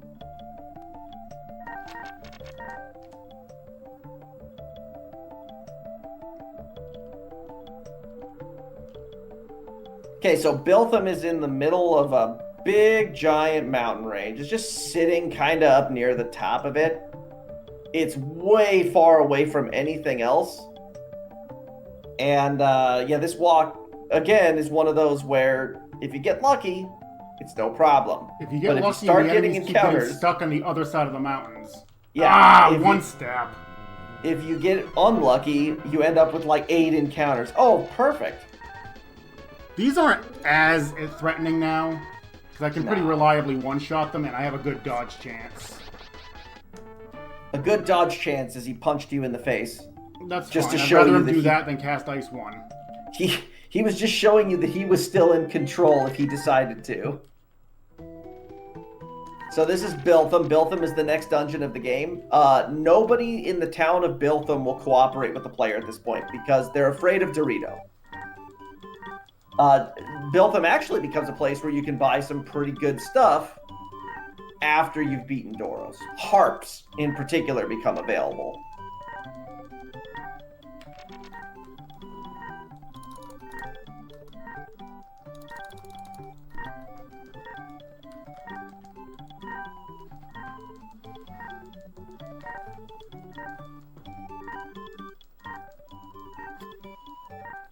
Alright, we're restocked again.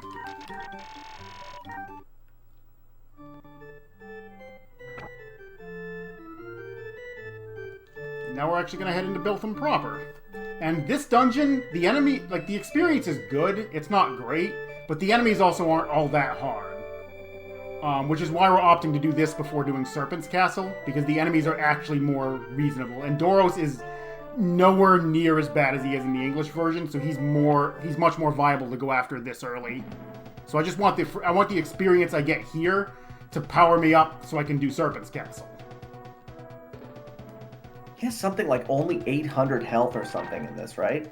I think it's like 1100 or 1200.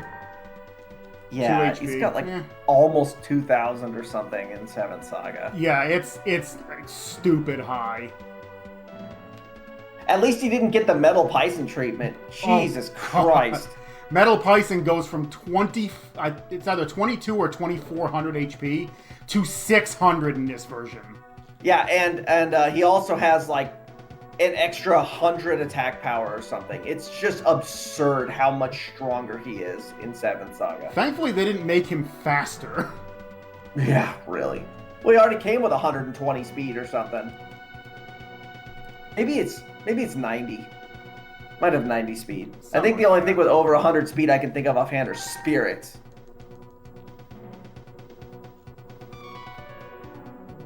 Regardless, Metal Python is something else in 7th Saga.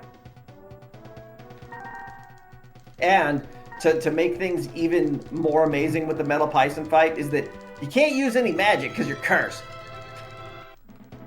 Yep. Not that Wilmy cares. Yeah, not that Wilmy cares about that, but anybody else? If you're playing a team of like Ezina and Valsu, and then you get to... you get all the way to Metal Python, and it's like, oh.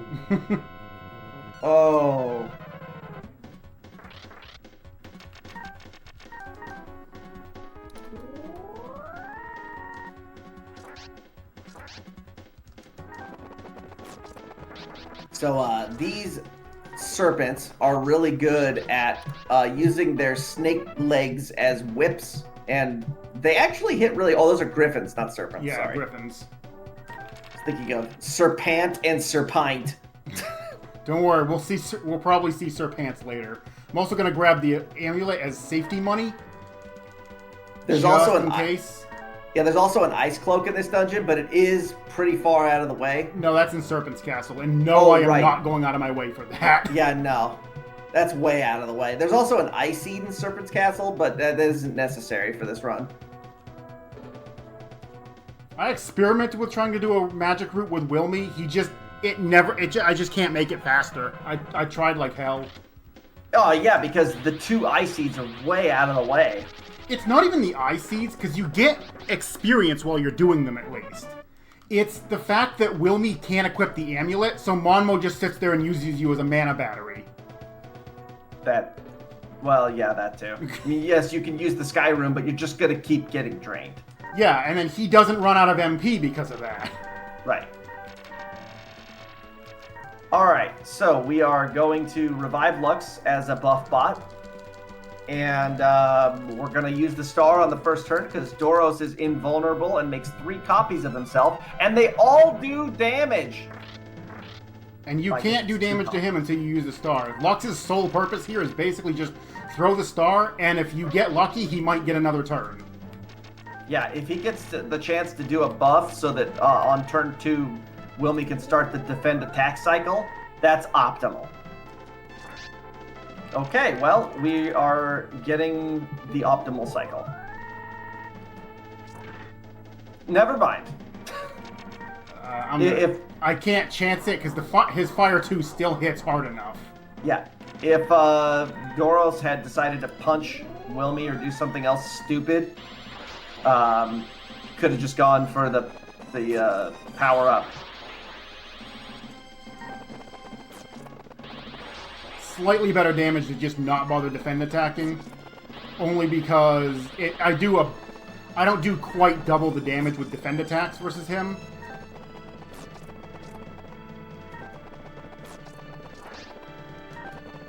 That HP is good. That HP is not. Fire 2 I've seen hit for about 130 something. Yup. Well, there it was. Yup. That's fine. You waste your MP on that. Yeah, please. I mean, granted, yes, this wastes time, but it also burns his MP. It's not a cheap spell. It's 18 MP. It's a lot of MP. Yeah, and when as long as he's not, if he's casting that, he's not casting fire too. Yeah, or fireball. Nice dodge. He's probably going to be in a heal loop from this point on until he runs out of MP. I'm fine with this. He's probably out, but yeah, it looks like he's dry. Doros lost. Alright, level 19. Average up on speed again. We're high enough speed now that I can handle Doros' castle. I want 110, because that gives me a base 50% dodge rate against everything. Alright, we need to go to... I need to go get B powers. Potion 1.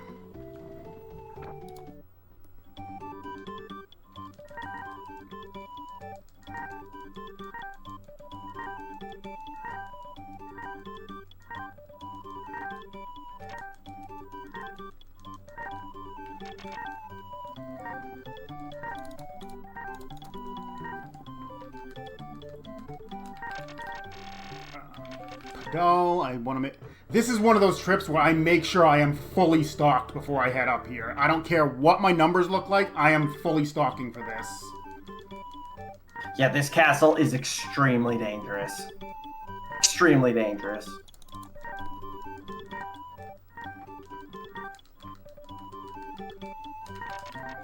Zealous, I want to restock mirrors. Still got 4 left, and that would probably be enough to get me through, but I'm not chancing things.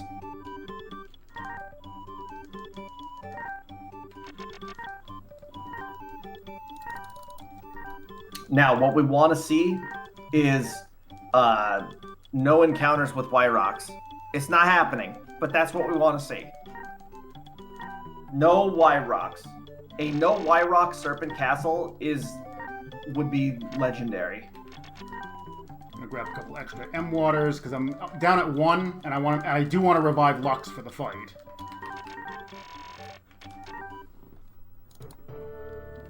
Tefana is far closer to Serpent's Castle than Palazzo is, and you don't have to walk around the damn mountain.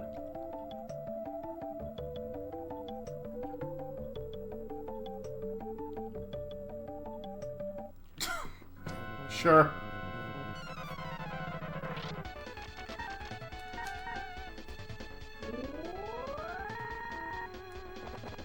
Okay, so Doros gave the Sky Rune.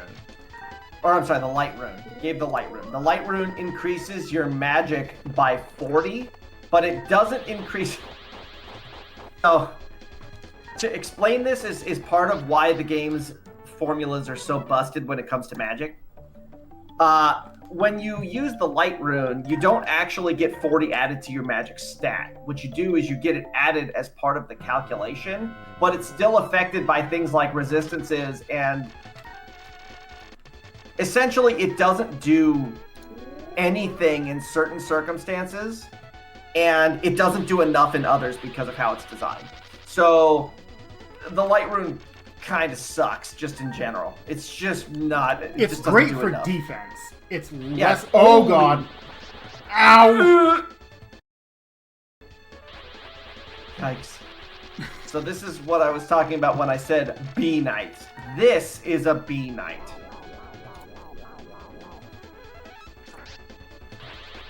And just like Nicolas Cage said, not the bees. Yeah, we don't want B Knights. Not the bees. Yeah, that was scary. That was... And just think, Wyrox hit way harder with Ice too. Wyrox can one-shot me. Wilmy will with 193 HP, Wyrox can theoretically... If they can't one-shot me, it's damn close. Yeah. There is a high likelihood of potential death in here. Very high. This is I will probably... fight Wyrox under certain conditions, but I will not bother fighting them alone because they're not worth the resources, and they're worth less experience than B Knights despite being harder. Yeah, a lot harder. And, you know, here's the other thing. Y-Rocks, even though their magic hits like a truck, they are no slouch in physical combat either. They hit hard, too. They can also revive. Yeah, they suck. All right, this is not the worst encounter. Agility. You gonna run or you gonna fight him? I'm gonna fight him. The experience is too good. Oh, uh-oh. You sure you're gonna fight him? We're gonna find it. No. Game said no. Okay. As I have said before, if the game decides you are going back to town, you are going back to town. I just like to point out, I had a 70% dodge rate. Do I have enough money? Good. You just spent it all, I think. I have 4. Oh, Ooh, yeah, I can. I have 440. Close. I can revive him. It's gonna be close. It should be. No, I have enough. 380. Yeah, it's 380. Yeah, it's 380. Because it's 20 gold. It's 20 gold times your level. Do I have things to sell? Okay, I have some opals. I'm gonna go restock those couple of items I spent. That's not even 7th Saga luck. That is just what these games are. They are designed in just such a way.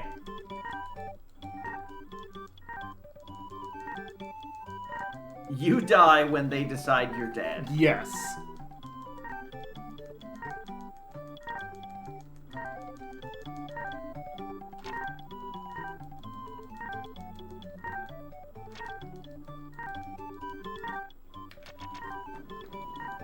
Yes, they do. But we have harps, so it doesn't matter.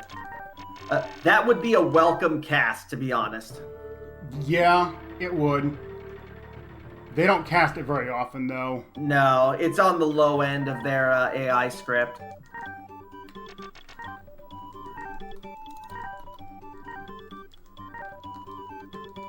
It also costs 60 MP and pretty much blows their whole load. Alright, let's try this again.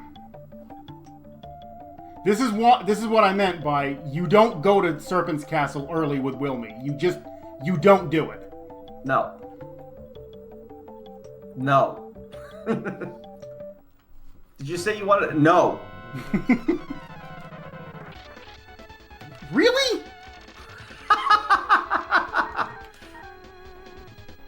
Alright.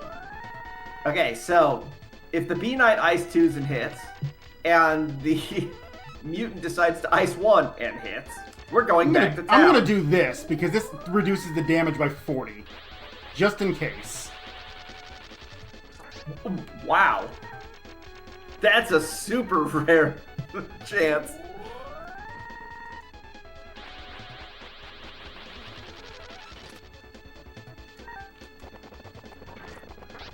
Okay, we're in the clear.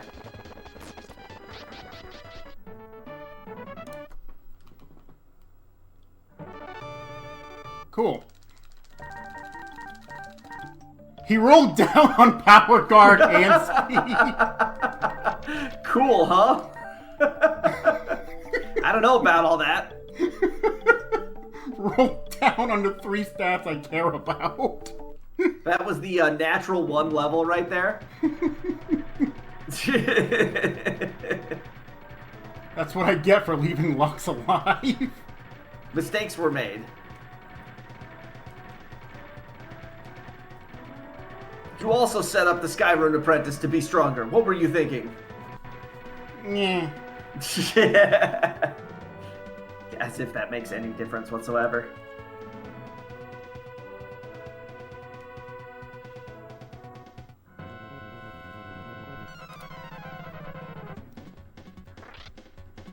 Ah, yes. This is a Y-Rock. I'm just gonna throw away that, since I failed to run the first turn.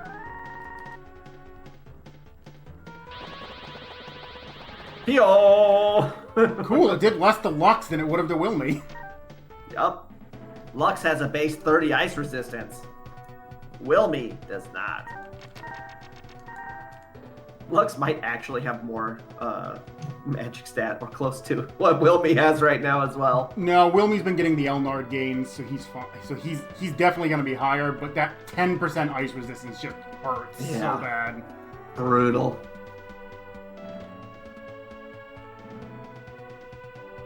So you get the ice cloak in the castle where all of the enemies cast ice spells, but you gotta get to it first. And that's hard. Yep, and if you're a character that can wear the ice cloak, it adds 50 resistance to your ice stat. Oh, this is good experience. We'll definitely be agilitying. We'll see what happens on turn 1.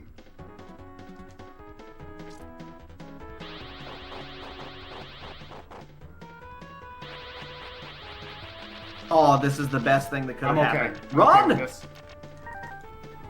You're gonna take it? Okay. Yeah.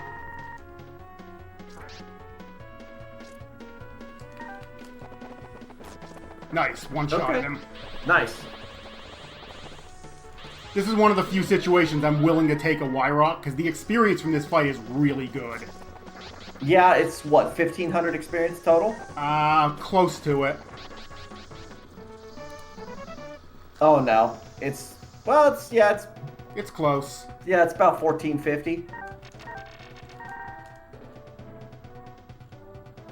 You... Wow.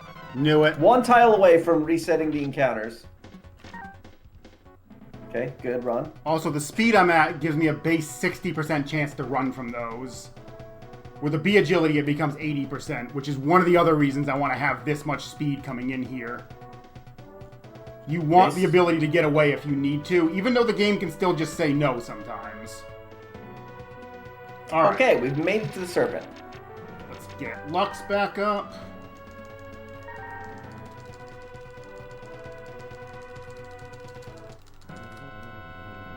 We have a delusional boss here. We are starting with B. Where are you? There they are. And, you know, I don't know what the hell this is supposed to be. It's called a serpent, but I've never seen a serpent that looks like that before. That wasn't terrible. That wasn't a huge roll on Wilmy. Topless crab rave? Sure, we'll go with that. You know what? This is crab quailag. How's that? Yes.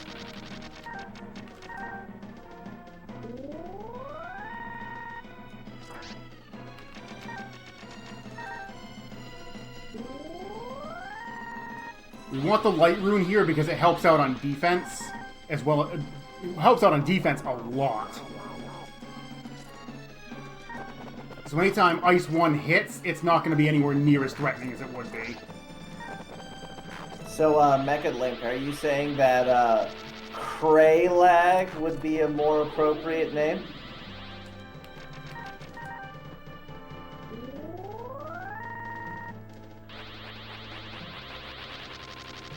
The funny thing is, Serpent's actually weaker than most of the monsters in her castle. Just with a bigger health pool. That's basically it. If she could cast Ice 2, she'd probably be a lot more dangerous, but she can't cast Ice 2. She knows Blizzard 1 and Ice 1. Alright, there's level 20.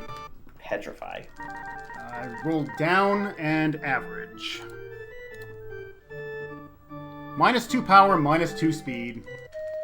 As I'm aware, this is also another location that if you do not pick up the Sapphire right here, it despawns as well.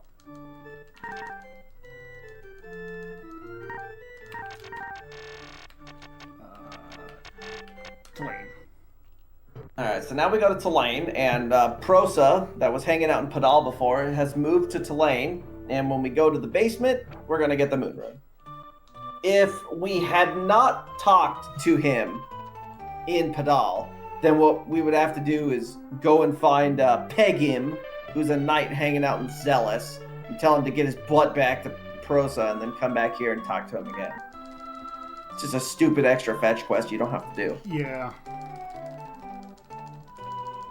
And God forbid you would have to do the ending the war between Belaine and Tulane, huh? Yeah, no, we're not doing that. Yeah, my God. That is would be a nightmarish thing to have to do.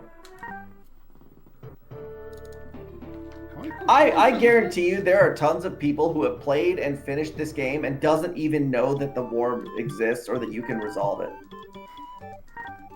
Yeah, that wouldn't surprise me. It is such a waste of time. Yeah, the money output is great if you want to spend 15 minutes selling 22 swords from the basement of Belaine.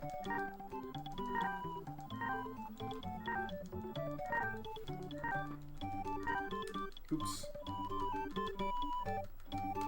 Okay, so I'm actually still going to go restock the B powers, even though I don't technically need them anymore. Because there is one potential use for them later.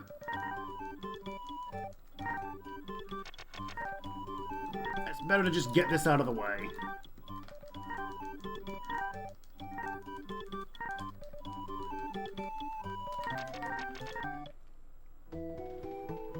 Also, this is something else when you're learning the speedrun for this. You have to memorize which towns have which items.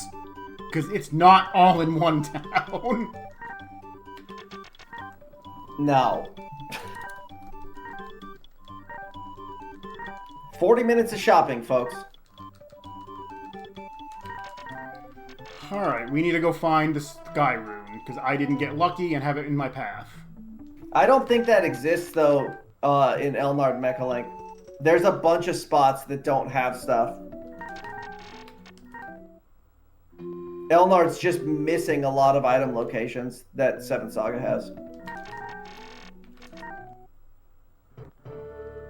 So what we're doing here is we're just teleporting to every town and seeing if it's blinking like it has a rune. Yep. And then we're just going to hope it's not in Pang or Pandem. That's the hope.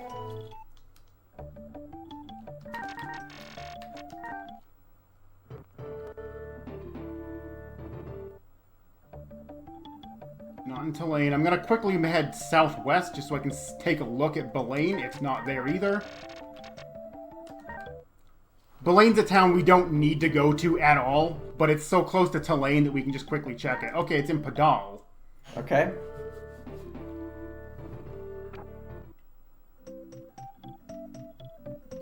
Not in the inn. My favorite was one time, I think it was, I can't remember if it was Zachy that was doing a run or if it was you, who went to this town in particular, found the apprentice in the inn, talked to him, they wanted to fight, killed him, and it was the wrong apprentice. I had a run at one point that the Sky Rune was in Bone. I checked the item shop. Valsu was there. He didn't have it. I went and checked the armory. Legis was there. He didn't have it. It was Camel in the southeast house, and 3 apprentices were in Bone. It's a good one. Yeah, and I'm pretty sure that it was specifically an Elnard run when it happened to whomever it happened to. It might have even happened to me, I don't know. But it definitely happened because we couldn't read the text, so it was just like, oh, they offer you to fight, so you fight them. But yeah, it was a good one.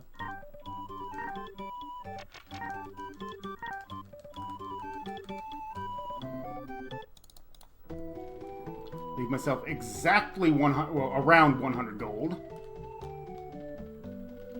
I have been an idiot before and spent all my money and then walked in here and wondered why I couldn't talk to her.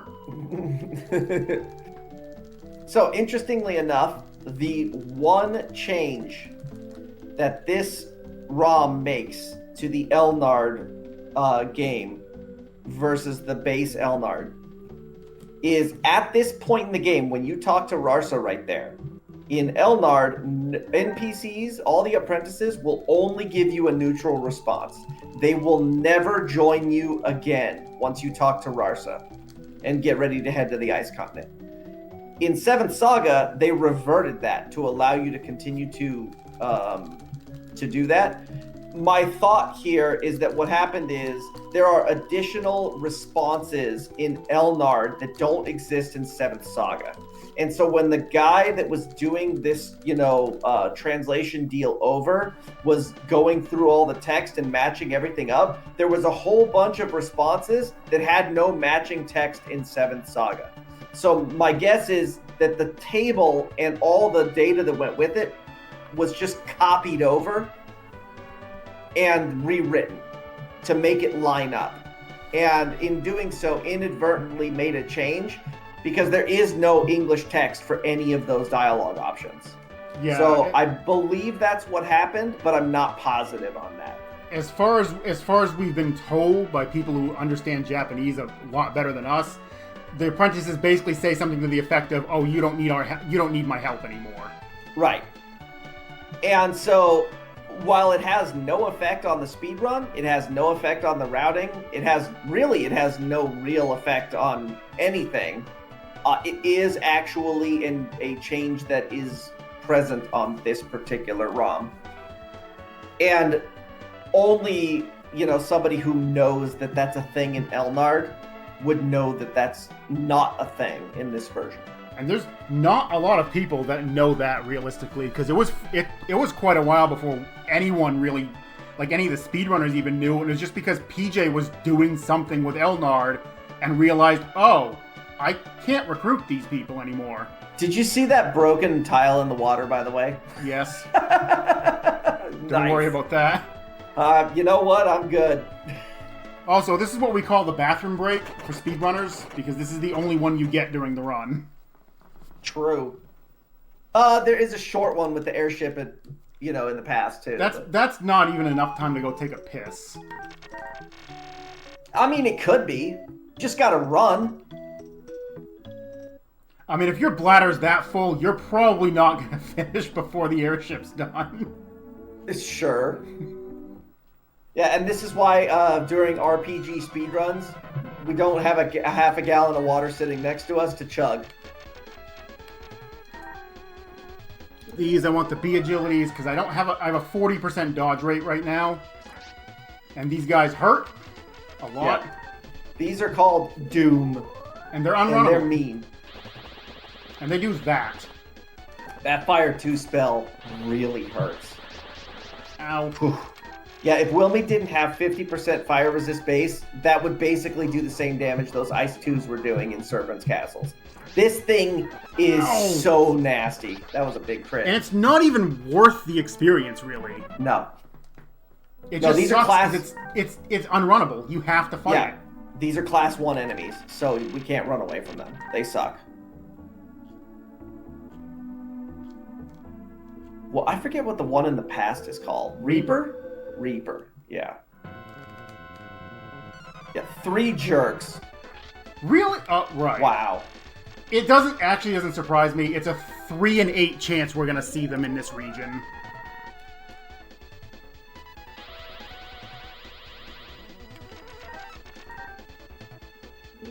What are you, Colonel 100 over here, drumboardist?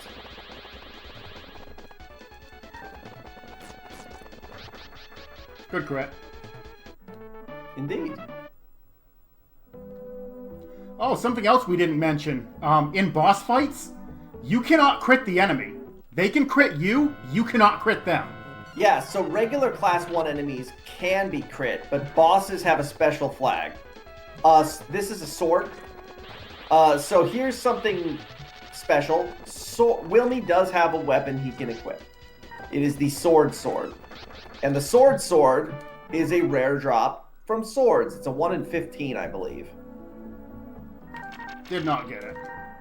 Did not get any of the swords. I think the true drop chance of the swords is like 6 in 15. Because I believe that there's 2 in 15 for 2 of them, and then 1 in 15 for 2 of them. I had a including practice sword. run the other day that got 6 of them back to back. 6 swords? Literally 6 fights back to back. I got 2 in 1 fight, too. And you didn't go and buy a lottery ticket? What were you thinking? Oh, good, another one. Yes, more swords. I want to see swords because I do kind of need the sword. If I don't get it, it means I have to grind an extra level. Yeah, the sword adds 25 power. Or, sorry. 23 it's power 25, to me. Because the claws too. It adds 23 power, but it's not power per the power stat. It's just part of the calculation, but it is still an increase of 23. Yeah. It just means that that power gain is not affected by like using a B power, for example. It would actually make Olvon and Camel broke as could be. If it did.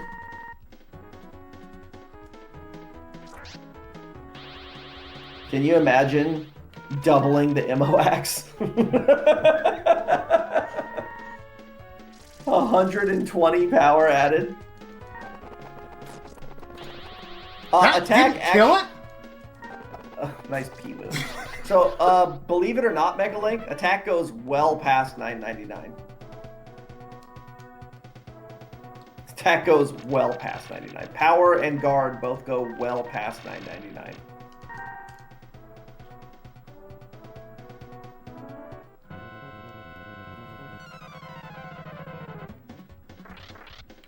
They actually can go all the way to 65,555 because they're a 2-byte stat. Yeah, so, you know, the reason that speed and magic are capped at 255 is because they are they're single byte stats. But yeah, it's a 2-byte stat for power and guard, as well as HP and other things. But there are hard caps in the game, I believe, for HP. Caps at 999 and same with MP, as I recall.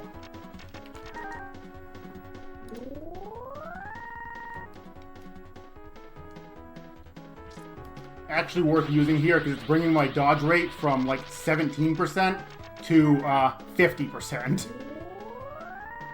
Yeah, those are gains. Cool. Use the B agility, don't dodge anything. Yup.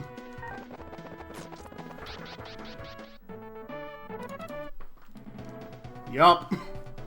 Yeah, don't worry about that. Just 7th Saga luck. I didn't get poisoned somehow, at least. One more. No, you couldn't. You would never get stats that high. So this is where the pain is unbearable here is where the curse happens. And when your character gets cursed, you can no longer cast any magic. This is not curable by any means other than a story event. So from this point on until after the Elder of Guanta, wow, this is a pretty... I really want to know why cocoons are here. Just to be jerks. And it actually landed the poison, which is just mwah. Of all the things it could have done, here, let's just waste a bunch of time and money. Yeah, and funny enough, Mechalink, you can actually put the poison spell into your spell list, Up and you will down. just roll a regular attack. Enemies are not poisonable.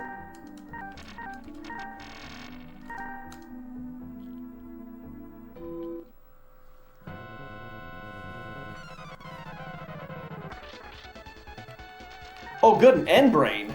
Those are fun. They're at least good experience. Ow. Get rid of the cocoon before it defenses it. Yeah, really.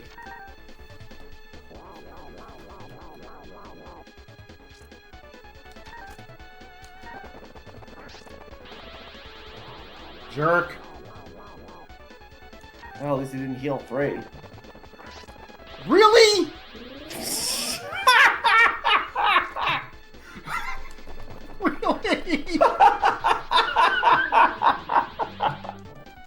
And the defense 2 landed. Oh my god, what a gem of a fight that was.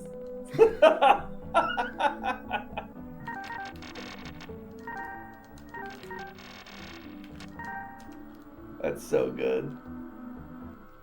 Oh my god, I'm like forced to... You don't even need to... We don't need to go to this town. We're just going to because, I want to reset the encounters. Yeah, well, not even that. It's mostly just so I have a place to teleport to that's not Valenka. Yeah. Yeah. And having to walk through the curse cave again and pass 7 dooms on the way.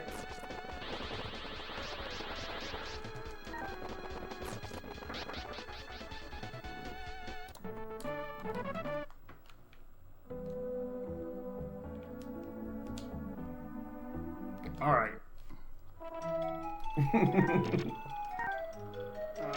Let's see. Time for a restock. I can make it. I just need to get to Guanta. And I have enough stuff that I can get there. I only really need to restock healing. I only need to restock my potions at this point, and Guanta has all of them.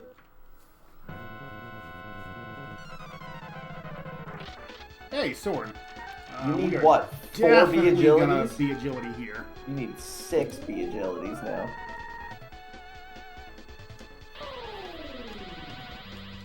If that, oh god. Cool. I mean, it can't kill me at this point, but it's annoying. Well, if the sword slaps you and then you get hit with that, yeah, you're probably dead. Swords also hit extremely hard, and if they defense down you, they could probably hit him for what, 180 or so. Usually like 170. Yeah, they hit really, cool. really hard. Extremely cool. Yeah. I just want to get him down. I was hoping that would petrify him. Good crit. Excellent. Didn't want it there. You better drop a sword. Swords have 4 HP in this. They have 9 in 7th Saga. They also come with like 1250 defense or 1300 defense, something like that. And they also have like 99 in every resistance. They're special enemies. Yeah. Alright, time to restock my potions, because I burned a lot of them. Yeah. And then go buy your B agilities, because you only have 3. 40 minutes of shopping! Hey, here's the good thing. We will make it a point to say, final shopping trip of the game when it comes. And we know exactly where it is. Well, it would hopefully be the final shopping trip. Something has to go pretty damn wrong for it not to be. These. I can't believe we haven't seen Vacuum 2 yet, by the way. We have gone 2 hours and 41 minutes, and we have not seen a Vacuum 2. I don't even. How have we not gotten E yet? Don't worry, Gariso will probably fix that. Yeah, sure.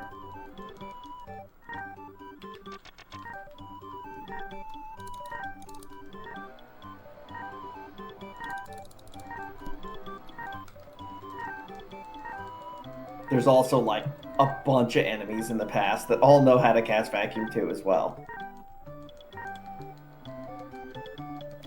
So, lawnmower guy has traded off his lawnmower for a leaf blower. And now that's all I can hear. He's preparing you for the Vacuum 2. Okay, so now we do actually have to do a little bit of a grind here, because Wilmy needs a few levels to be able to handle Monmo. We also want a sword if we can get it. So I want to come up to this area here, because this is where there's the highest chance to see swords. I always thought it was a little further to the right, closer to the cave. So it's really weird. If you hug the northern coast, it starts a lot sooner.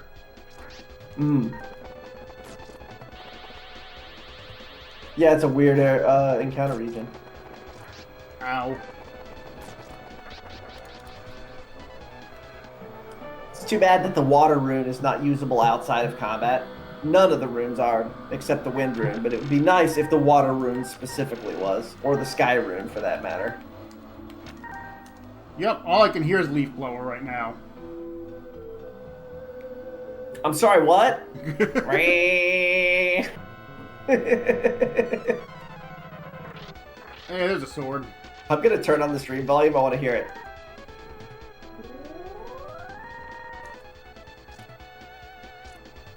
Nope, can't hear it. He walked away.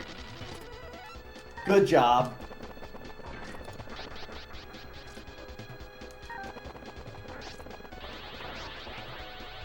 No, coming back. Wow, nice low rolls, Wilmy.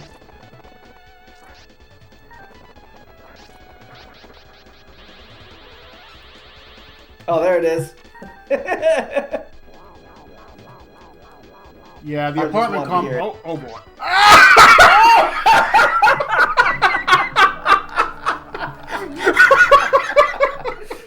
Pow!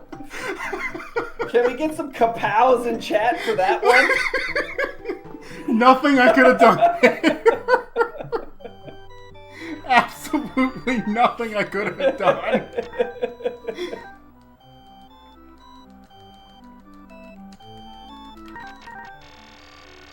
Like we said, when this game wants you dead, it's going to make you dead. It doesn't care. Just sword crit for 200 for 50 more than my max HP. It's fine. I was thinking it was like 180, 170, somewhere in there. Not 260. That was a beautiful crit. Good job, Lux. You did your job right. Yeah, so for newcomers, this is Elnard in full. There is a project that's being done that imported all of the English text from 7th Saga into Elnard. And so that's why you're seeing it in English, despite the fact that this is Elnard. We checked a lot of things out to make sure that this was still legitimate, and it is.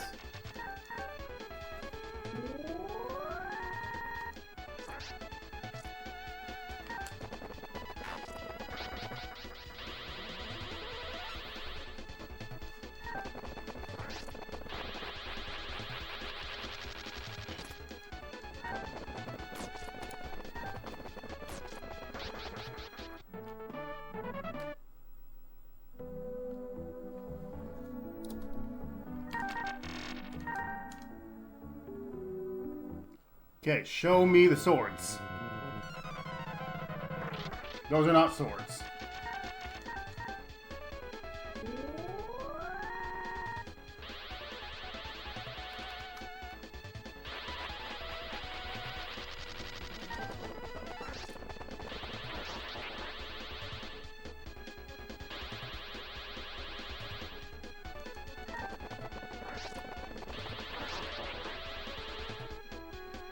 So I mentioned earlier that some spells are capped. HP Catcher and MP Catcher are both capped at 50.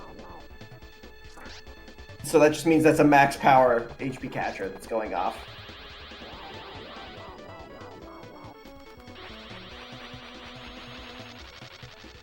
We have done some ROM hacking in the past. And Zaki made a ROM that uncapped HP and MP Catcher. I hate you so much, Brain.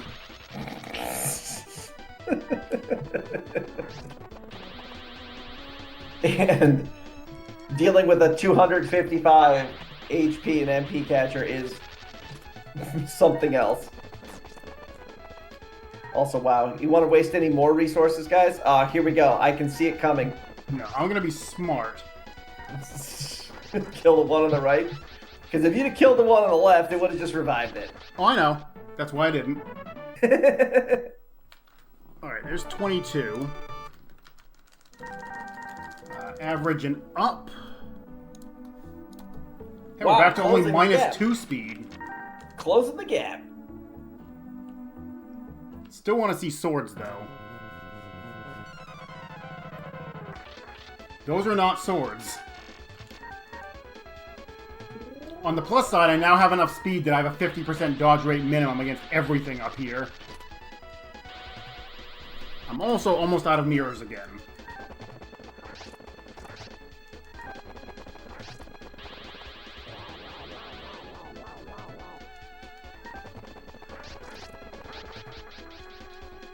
Good crit.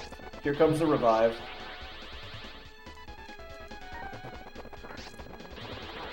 Really? Wow.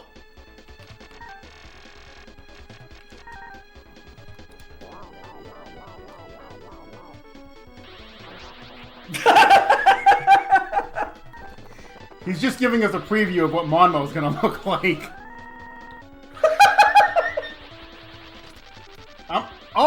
Okay, I'm out of mirrors. That's great. I thought I still had 2 left. Wow. This is a fight. Right, we're gonna do this.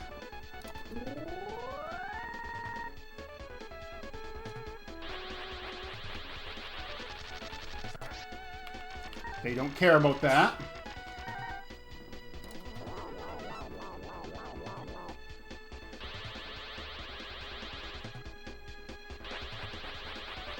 The 4-minute brain fight. Okay, I got 1.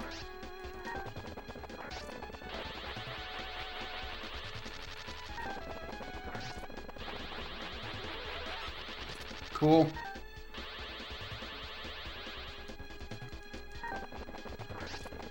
We got out. All right, we're going to buy mirrors. Because I thought I had 2 left, and apparently I don't. Well, after that fight, you had -2 left.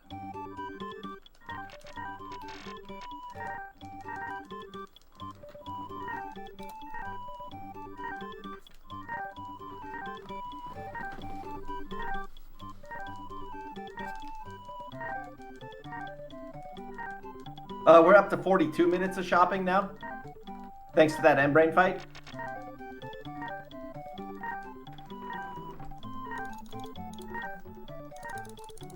What is this clip?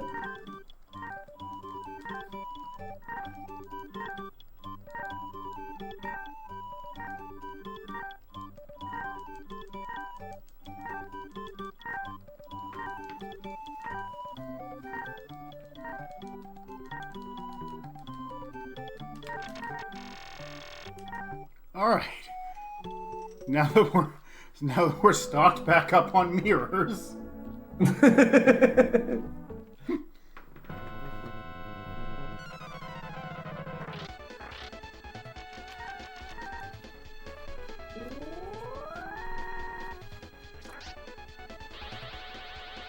I still love that we're still seeing cocoons at this point.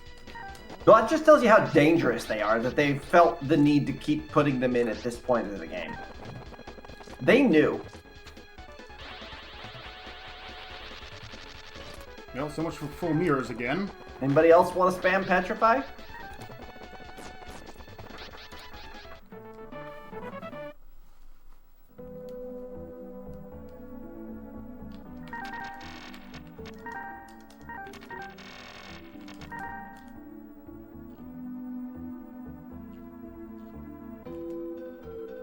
I forget where the zone line is, but it's like right around here somewhere.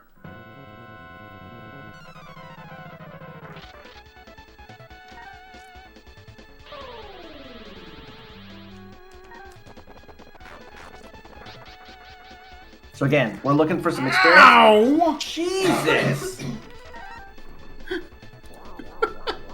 Thankfully, that wasn't a defense down, because that would have been over.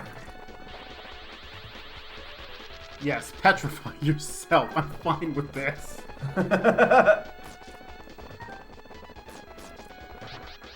Please, drop a sword. End the Nope. pain.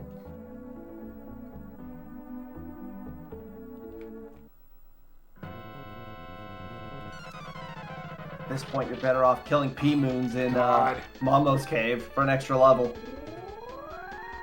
So weirdly enough, I timed Monmo Cave versus out here, and it's actually slightly faster to grind out here. Monbo Cave swings really hard on the RNG, too, if you just keep getting nothing but K-moons. Yeah, K-moons are jerks.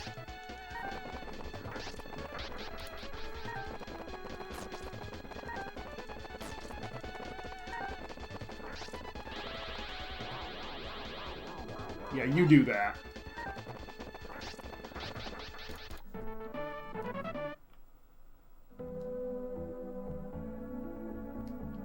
That's almost assuredly what exactly happens. Wilmy is just so badass, he just picks up the body of his enemy and uses it as a weapon.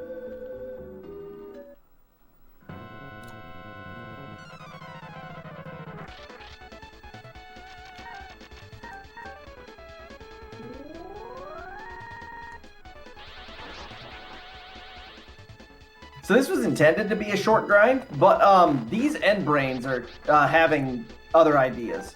Yeah, it doesn't help that I'm still down a little bit of speed. Though it isn't making a difference this level, but it might next.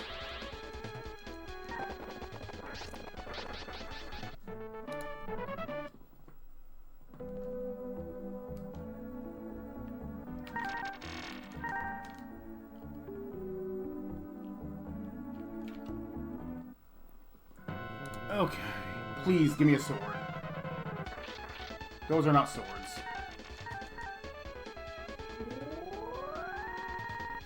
It's like 50-50 on whether there's going to be a sword in an encounter, and we're just getting none. Like your dodges. Yeah, that too.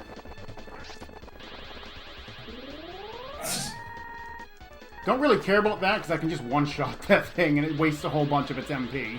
So these are casting Revive 1, which has a 50% chance to miss. It has missed 0 times. Yup. That's normal. Hey, there's 23. Average and up. Hey, we're only -1 speed now.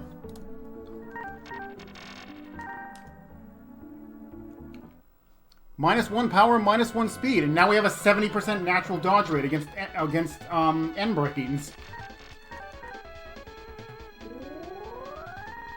Yay! Still oh wait, no, that's not of until the time. 149. That's right. I'm one level off. I'm a level off of that. Holy crap! A revive missed.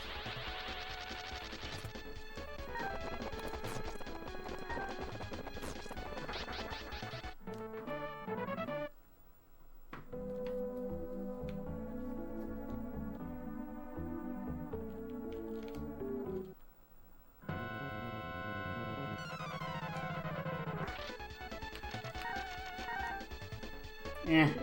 1 in 8 chance of seeing this.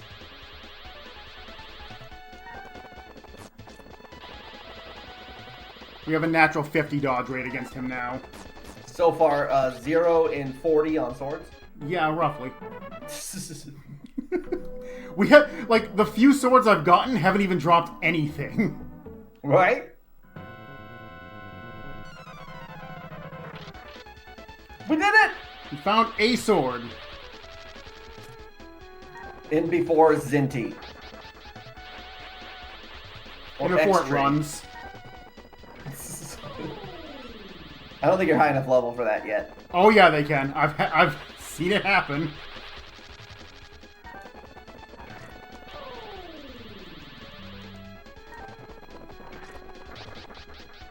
So what sword? Nothing. Nope.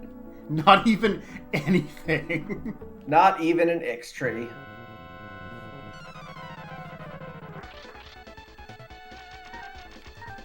Yep, this is the encounter I wanted. How about an Excalibur? Can I get an Excalibur?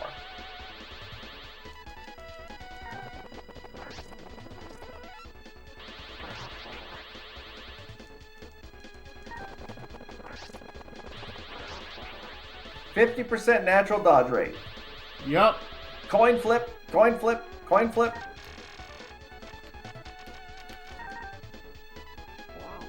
So weirdly enough, the potion 3s didn't end up that much farther down my list. Normally they're right above the agilities. They're only 2 spots down.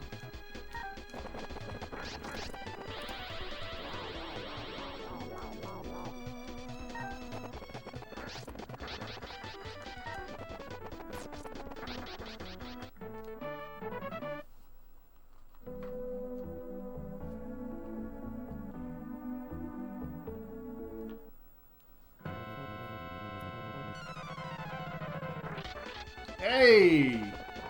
All right. Incoming 300 damage crit. Don't worry about that. Ow!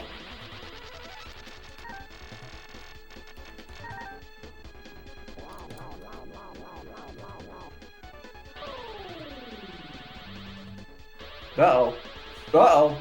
That's fine. I still have 9 hearts. Yeah.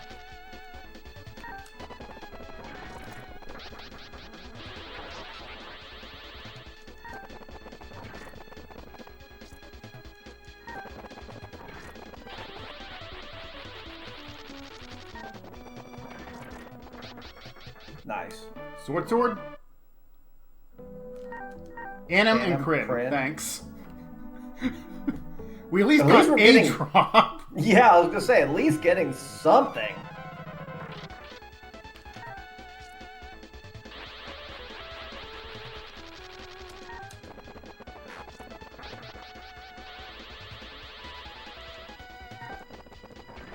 Good crit.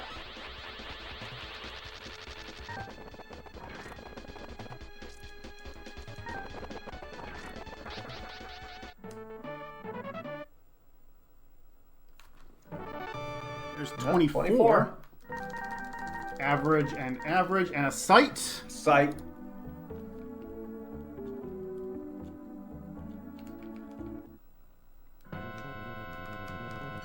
Actually, what I'm gonna do, I'm gonna fight these first because they're right here.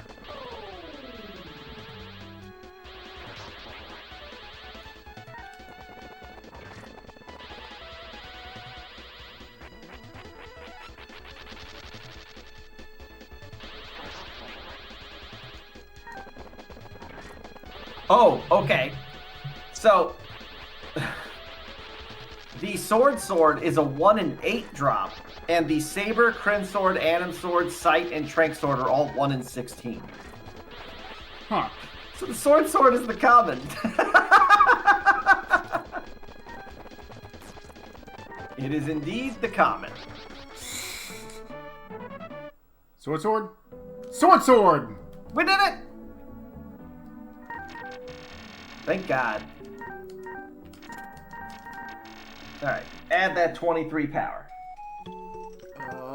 Supplies are looking... Actually, they're not looking... Outside of mirrors, they're not looking bad. So I think I'm just going to go ahead and go over to Moonlight Cave, because I should be okay.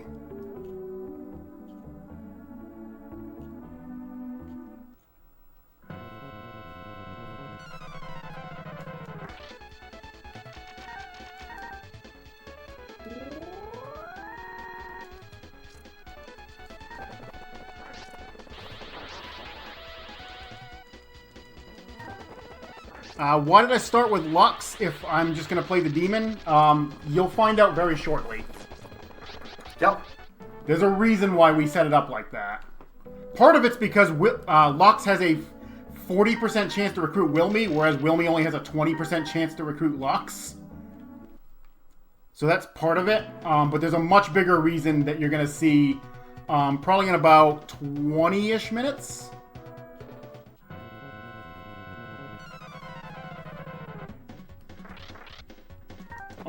I'll still take him. I still need one more level.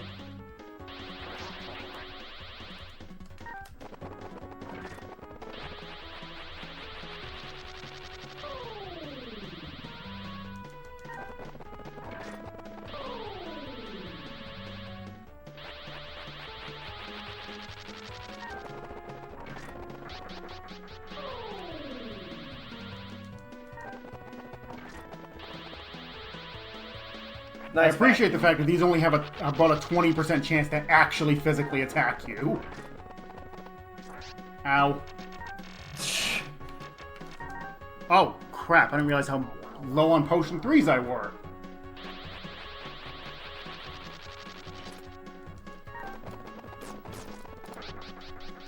I'm also down to 1 mirror. My supplies were a little lower than I thought they were, but we're going to go with it anyway. Metal Pison's not that bad, fortunately. You might want to consider bailing from a couple fights. Not this one. Yeah, Like, I don't want to bail because I still need the experience, but I can get it between Guanta and Monmo.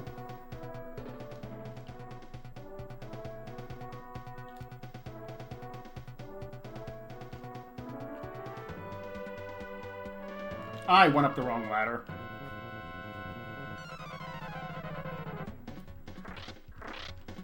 Oh! No! No! Absolutely not. No shot. No chance. I just said no. No, I'm not fighting those.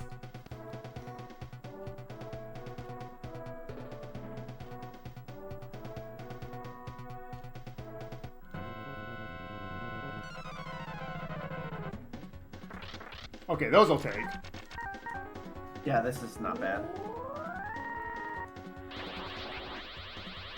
They can still hurt, but it's not like lethal anymore. No, these don't know ice too.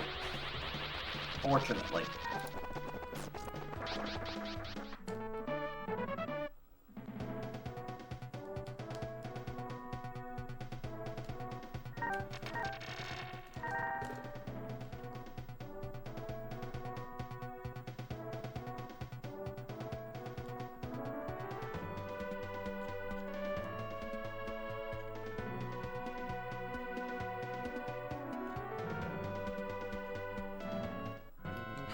Almost thought I was gonna make it, but close. I think I actually Gross. have cat power. Nope. I'm like right at that point where I can sometimes one-shot them and sometimes not.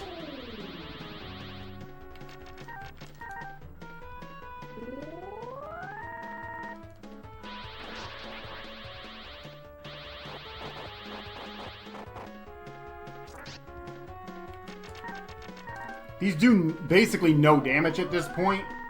Unless they defense down me, then they can actually do damage.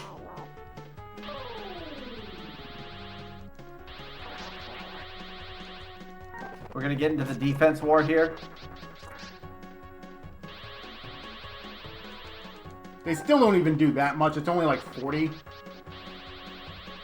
Yeah, but with lower resources, we don't want to take any damage if we can avoid it. I have decent amount. I still have a decent amount of potion twos, and I have a couple of recoveries I can use if I need to.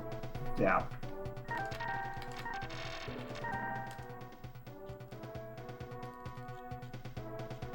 Whose grave could that be? Oh, it's Metal Pison's grave. That.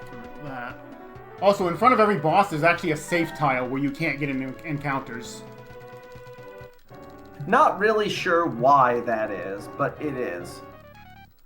In fact, I believe most like special triggered locations are all safe tiles. Yeah. Like right in front of the earth door is a safe tile. Right. Around Sorrow is a safe tile. The jail. The jail and what do you call it? Definitely All safe be tiles. Defense first. Yeah, that's expected. He has a 30% chance to do that. The agility second.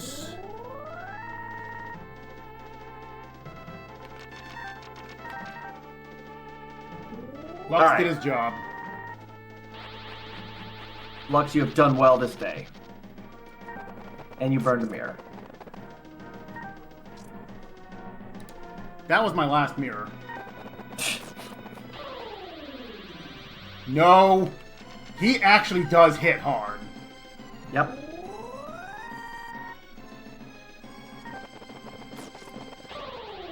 I love how 7th Saga, any percent, is routed in just such a way so that Metal Python, with an utmost crit, can still one-shot even with defense up on Legis. Yeah, I knew that was coming. Yeah, this turd knows heal 3. Yeah, it's worse than the US version where he has like 2,400 HP. Right. And then he casts it when he gets down to 6 HP left.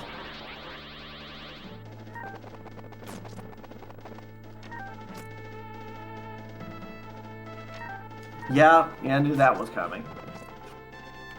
Not gonna have enough for just a stand. He might be out of magic.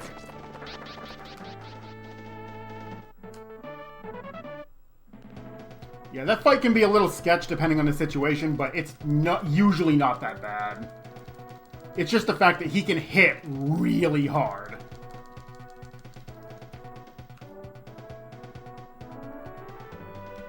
With his oh so deadly whip.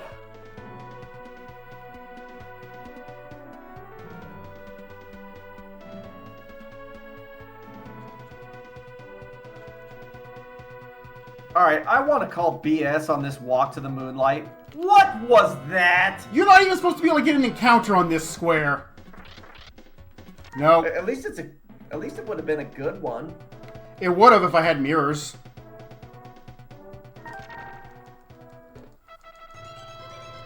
Actually, I'm pretty sure treasure chests are not safe tiles. This one is. Wonder how you got into an encounter then. This one is safe tile, if I remember correctly. I need mirrors badly. I need everything for that matter.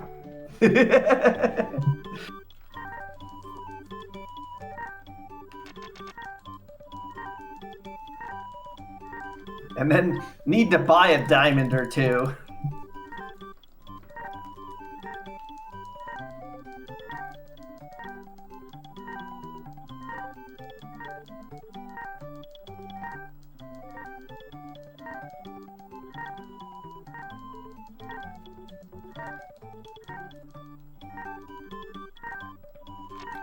Couple of these.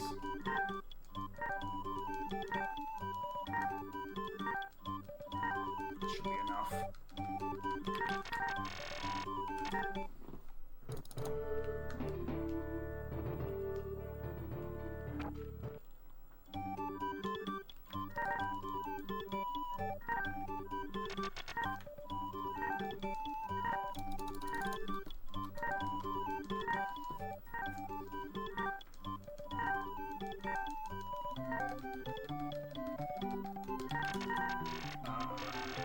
Just need potions now.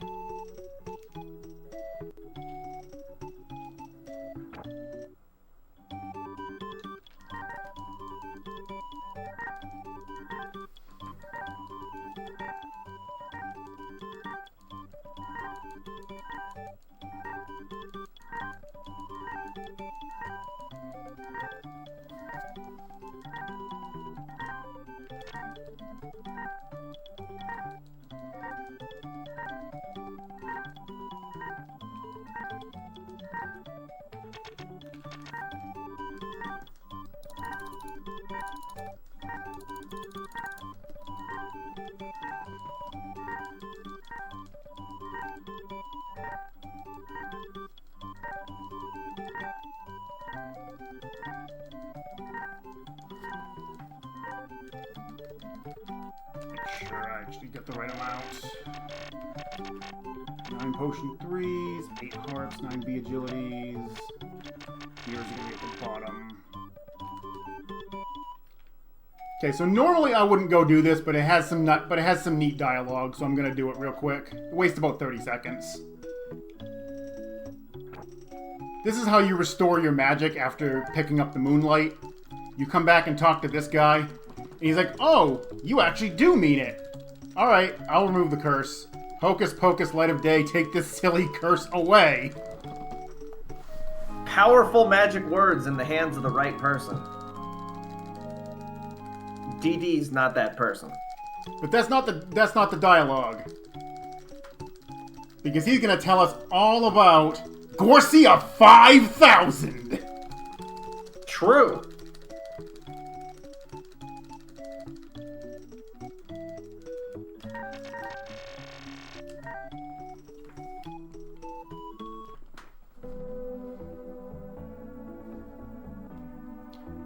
How much experience do I need?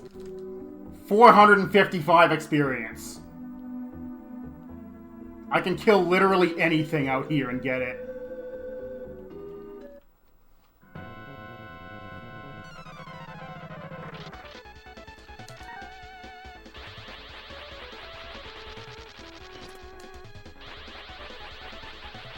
I hate you so much right now, game. Just wasted 2 of my mirrors. Don't worry, there's 2 more coming off in the next battle.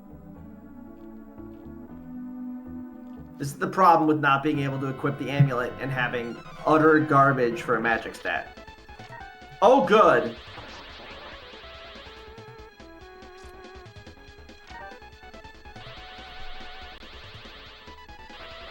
I have a 60% chance to run.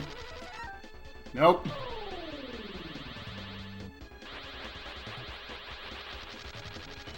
Cool. Nope.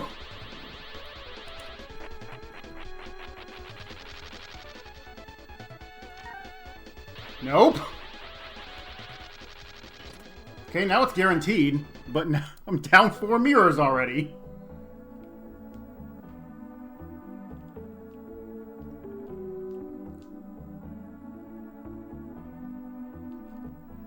Alright, I'm just gonna take one fight in here, because if I just get a single undead, it's not. It'll just be like really easy. Come here, you. Perfect.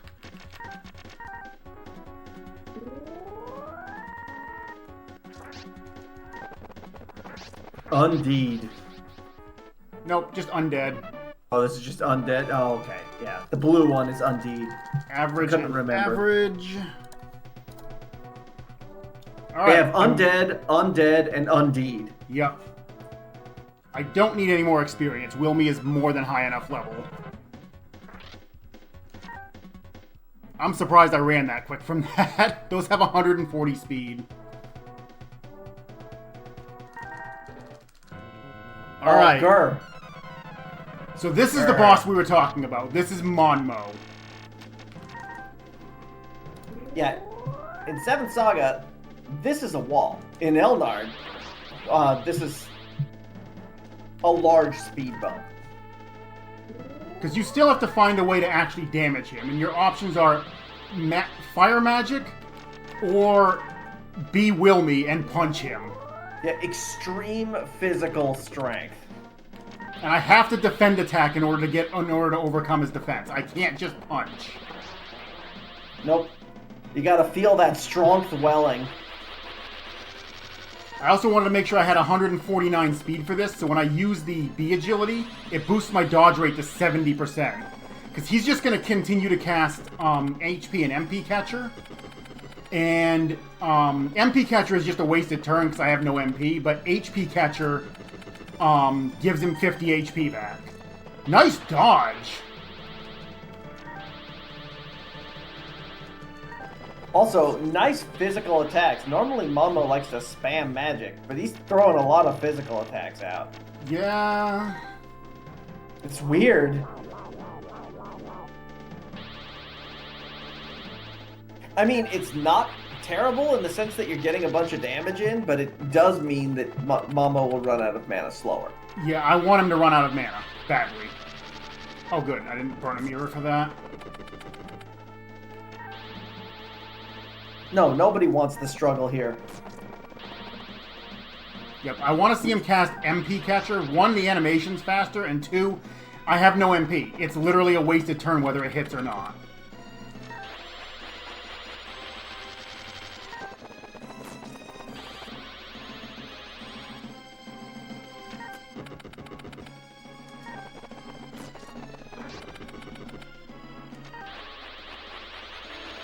No, the struggle bus is Monmo's body. The pilot is Metal Python.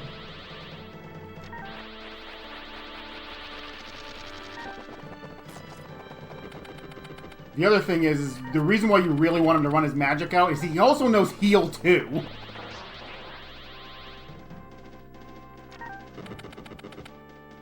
Although granted, if you got to that point and he still has mana, the fight's been going pretty fast. It happens, but not very often. Yeah, and Heal 2 is also 18 MP again. It will blow through the mana bar pretty quick. It just sucks that it gives him 90 HP. Yeah.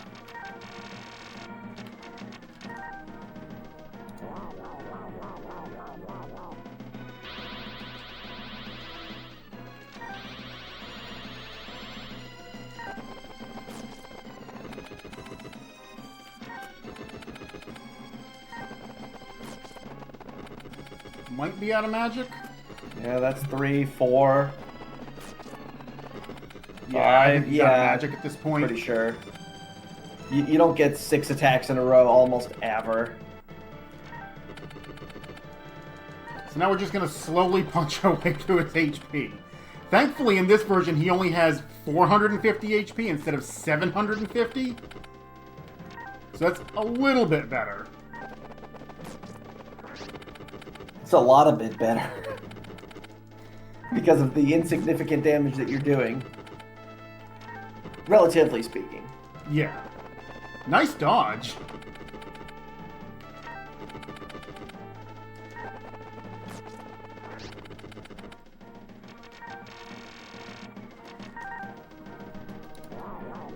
Not chancing it, because I've seen him crit for up to 90, even with my defenses as high as they are.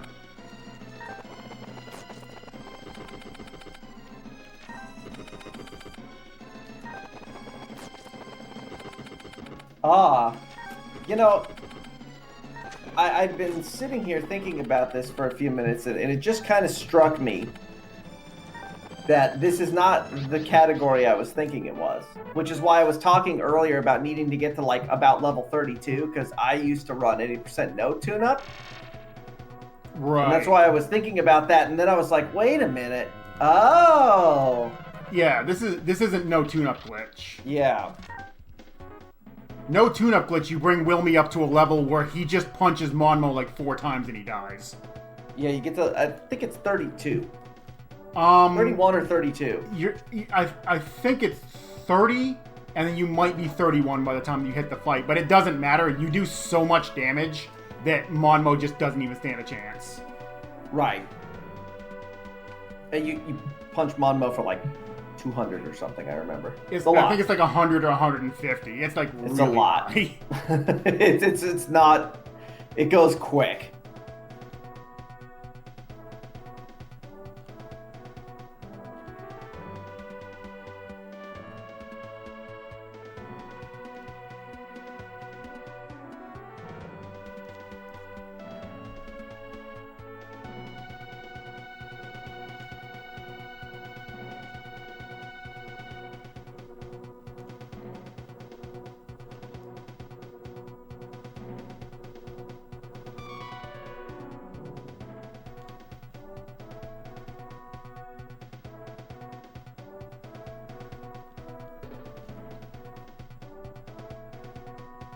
Yeah, so this is Elnard, the Negotiator run. Can we talk about that walk real quick?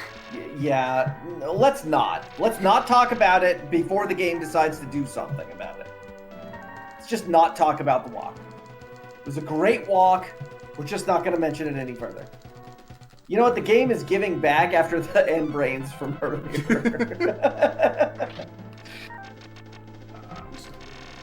Agility.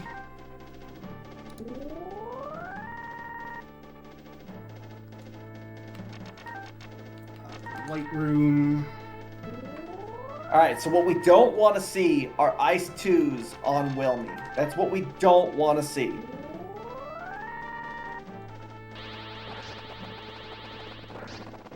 Alright, Lux, you did good.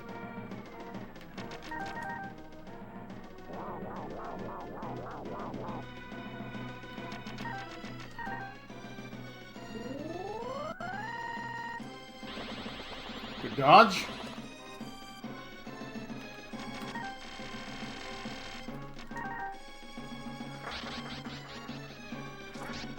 So the generally accepted strat here is usually a B attack followed by an attack, but you're just going to do 3 attacks? Yeah, it's a little bit more damage.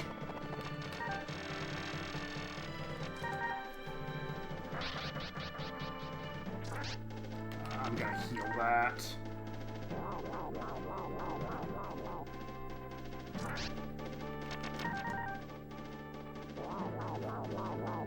Playing it extra safe. I don't generally like trying to heal while he's visible, but I also don't want to get Ice 2'd. Good dodge.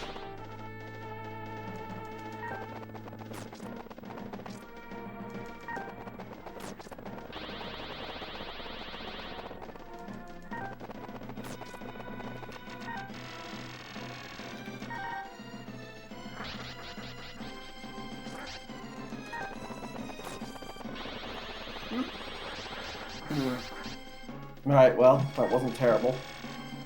That was why I put up the light rune. Yep.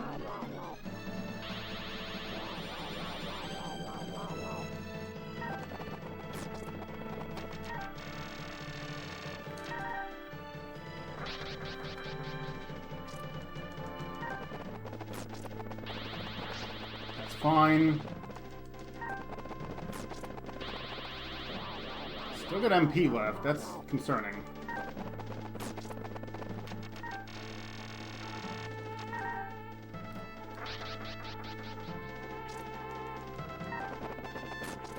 No vacuum 2s. We have still not seen a vacuum 2. It's been 3.5 hours. What is going on? Alright, we got the 7th rune. So, funny enough, the wizard rune does nothing. It advances the plot. Yup. Because now all the runes are broken. So remember when I said we still needed some B powers? This is why. We just lost all 7 runes and we're not getting them. We're realistically not getting them back in their current form. True. Also, as it turns out, Gorcia came from the past through a time tunnel and killed Lemuel, who then trained all of the apprentices to go out and get the runes so we could free him. So it's been a setup from the start. So we could free him so he could kill us.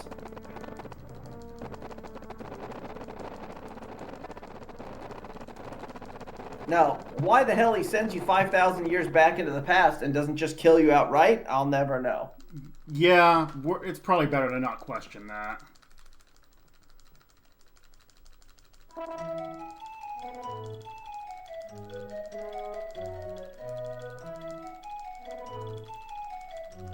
They also just decided to leave Lux's dead body on the ground. They didn't care about the robot, only Wilmy. Nah, Wilmy's carrying it. Oh, he just throws it over his shoulder, fireman carry style? Yep, exactly. Before battles, he just chucks it on the ground for a little bit. So welcome to the past. Hype music time. Okay, so ghouls, they're a little fast, but they're not bad. What we do not want to see on this run, there are 2 things we don't want to see on this run. The first one is the Serpent. And the second thing is when we get closer to our destination at Laguna, we do not want to see spirits. Spirits are manageable because my speed's high enough. I can burn a B agility and it's not that bad, but it's still Serpents, on the other hand, a lone Serpents, I basically cannot run from. They have like 220 speed or something, don't they? 180. 180. Spirits have 220, I think it is in 7th Saga. No, that's K-Knights you're thinking of. Oh, K-Knights are K-Knights have 210. Spirits have 160. There are some incredibly fast enemies in the past. Yeah, and at this point, I don't need experience, so I don't want to be fighting any of this crap. No Durgans, no Dogans, no ghouls, no Serpents, nothing. I set myself up, though, because I wanted one of the other reasons I wanted 149 speed is ghouls and Durgans. I now have a base 60% chance to flee. If I get a Serpents with any other enemy, I can use a B agility and have a base 60% chance. And spirits, I can get a 60% chance with a B agility. Like, a lot of the speed value wasn't just Monmo, it was setting myself up so I can actually run from stuff when I got here. I'm kind of surprised you're going all the way to Pasanda. I mean, you have to go right by it anyway. Sure, but I mean, if you didn't need to actually stop there. No, but it's nice to have the halfway point. Hey, look, a Durgan. It is a Durgan. We've had a dragon, we've had a Monmo, and now we have a Durgan. And if you see a red dragon, that's a Dogan. Alright, made it to Pasanda. I also wanted to restock my B agilities because they sell them here. Sure. This is the last location for B agilities? You can get them on the airship. Oh, it's B protects you can't buy, right? Yeah. Okay, yeah. B protects are no longer available. Yeah, I couldn't remember if it was B agilities or B protects you could not buy on the airship.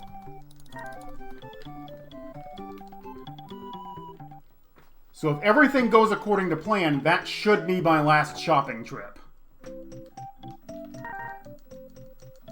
Should be. Yes. Should be. This all comes down to how long it takes to get to Melanim. From this point to Lagana is going to be the most important section for the rest of the run. Everything after that, you're dealing with the negotiator.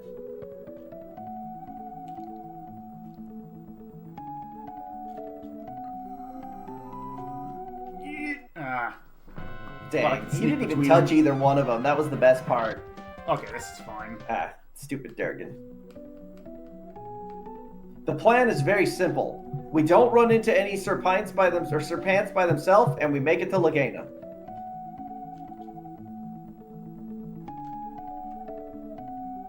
I actually kind of want to hug, as I get further west, I want to start hugging this mountain range, because they'll start spawning enemies above the mountain range where they can't get at me. They'll get me when I come around, because I got to come back the other way anyway, but it keeps me from getting encounters on the way, on the south side of it. So, something interesting of note, if anybody has noticed at this point, where you are in the world is actually, we're right by Pell right now. We're coming back around the mountain and going back up north, and we're heading towards a town called Lagana, 5,000 years in the past, but it's basically modern day Pell. Oh. Pell is just above. Oh, yeah, we ran away from an encounter. There it is.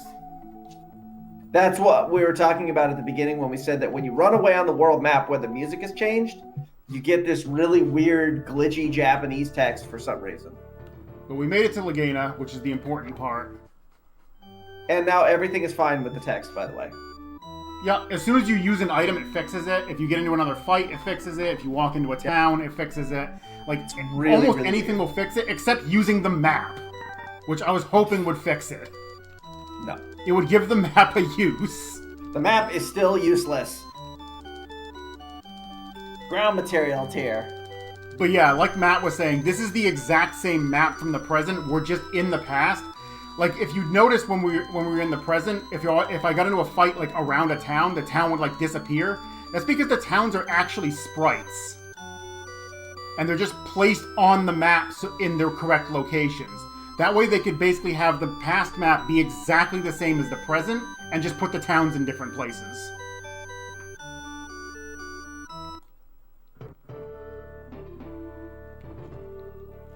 Alright, time for door 11. Okay, my PB has door 9. So let's talk about doors for a minute. So this is a place where when you enter into this building, the game sets a door. There are 5 doors per floor. Oh my god! Of course, on a dead run, I get it. Door number 1. Wow. There are 11 doors that can be in, and you lose like a minute and a half if it's in door 11. Yeah, you got to check behind the bookcase in every single room. And when you find the right door, it takes you onto the airship here, and then you go and talk to the captain. If you talk to any other person on this ship, your ass is thrown out and you get to find the door again because it changes every time you enter the house. You could also, if you wanted to, you could go to the top floor and just pay the owner, and he'll give you a ride on it and take you straight in. But there's a reason why we don't. Because when we get off the airship, when we get to the other side here, we're going to talk to an NPC and get thrown off, and it saves us from having to walk all the way off the airship. Fun fact, if your main character is Ezrina, the guy will give you the airship pass for free. Yep. But we still do the doors even with Ezrina. He likes hot chicks. He denies Legis outright. Like, you literally cannot get him to give you the ride at all. Well, nobody likes Legis. Legis is a turd. You're not wrong. Where is it? Where are they? There. Alright, time for some fun. If you've never heard of Lux tuning up, there's an NPC here that says, you look dirty and rusty. Let me rub a little Scotch Brite on your armor and we'll get you fixed up. And he adds 30 HP and 30 MP and then 20 to every stat. However, if you, they forgot to remove the ability to move while the guy is fixing you up, and they didn't turn off collision. So you can walk out the door here, and the stats get raised, but the flag that reset the thing doesn't get tripped. So you can just keep gaining those free stats all the time. And what are we doing? 13 tune-ups here? 11. 11. Okay, we're gonna do this 9 more times. It's 30 HP and MP and 20 to every stat. 3.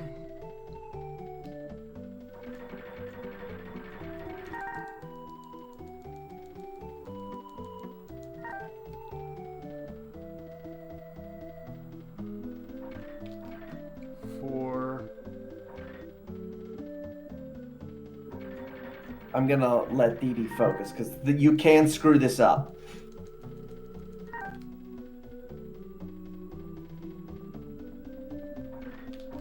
5.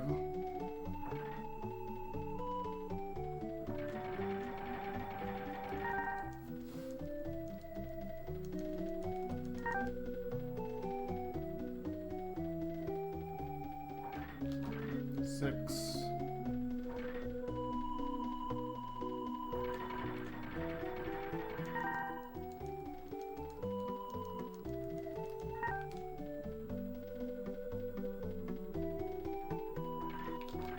7.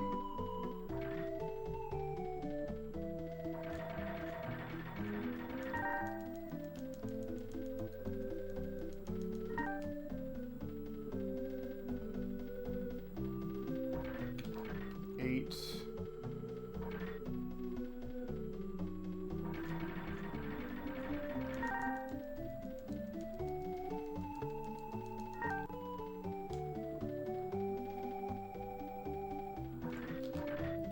9. I thought that was too early. You would know if you screwed it up if you get the dialogue Yeah. box.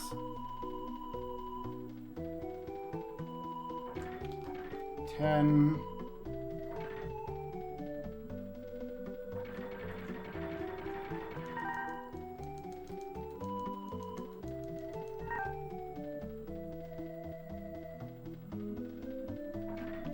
11. I'm gonna double check his stats. Good. Okay, so the negotiator has been created. At this point, Lux can run from everything. Lux can punch everything. Nothing can stop Lux. Lux is death incarnate. Yup. So now Wilmy is a third wheel to Lux's motorcycle. Wilmy's a sidecar. Yeah, Wilmy's the throw buffs now. Yeah. Of course. I knew this was coming.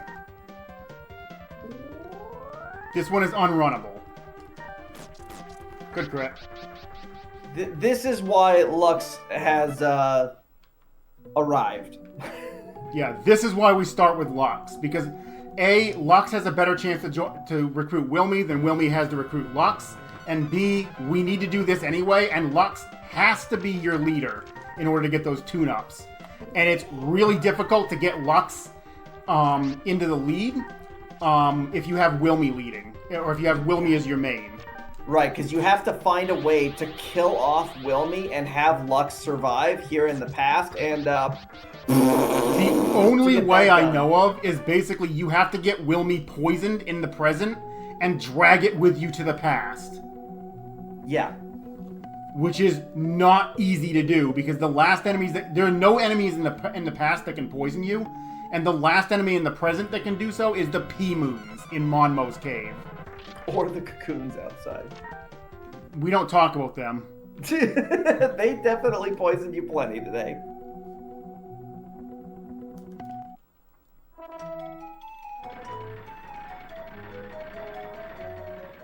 So this is a story town. We have to come here and get a letter. And then we get to go and meet the great Dr. Fail. I want to know, why is it every other item you pick up in the game gives you, like, the item victory fanfare? The letter does not. Because the letter sucks. Why is this one item immune from that? Because even the devs knew it was worthless. The only reason this town exists is to get the letter. Otherwise, you would take the airship to Melanum and go straight to Foma. Depending on character, you can sometimes want to buy equipment there. But that's the only other reason it exists. And you could wait till the airship to buy it if you wanted to. Hey, look, yeah, I was going to say, you don't need it. Yeah, I mean, I don't need it for this run, but depending on, like, if you're doing, like, a solo character challenge, you're probably going to want gear. Yeah, you'll probably buy the MO weapons there.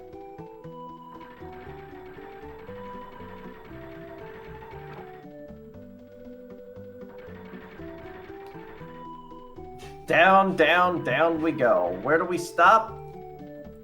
Only Dr. Fail knows.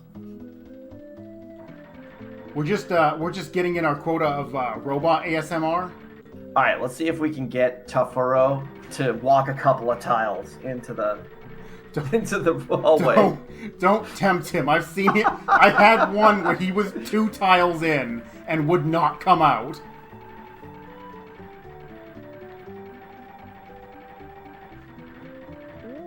Oh, he's effing in there. The legendary words uttered by Zaki that day.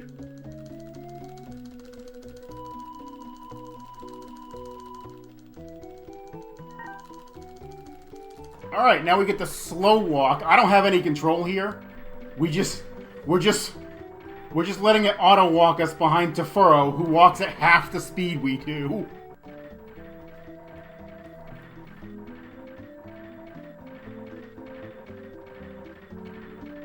I think it's just enunciating every step that Lux takes. Tafuro is also in a full sprint, mind you. He just happens to be much shorter in the stride. Also, welcome to Melanem, by the way. The same Melanem that was sunk into the ocean. Yeah, but it's not sunk into the ocean, so why could that be? So now we just have to talk to all the scientists. You have to get the opinions before you can go meet with the project head. So essentially, with Sorrow, using dark power, they wanted to build a machine that uses dark power to combat him, and all of these guys are, not happy with it. But we all know that nothing can possibly go wrong with this because the project is headed up by the legendary Dr. Fail. Dr. Fail.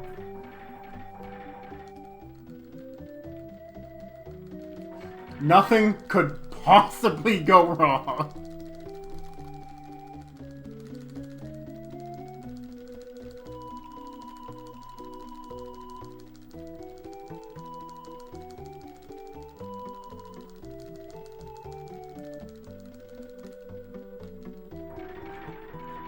We just get to wait for the next god to arrive. Yeah. I don't think God's coming. God is already here. And his name is Lux.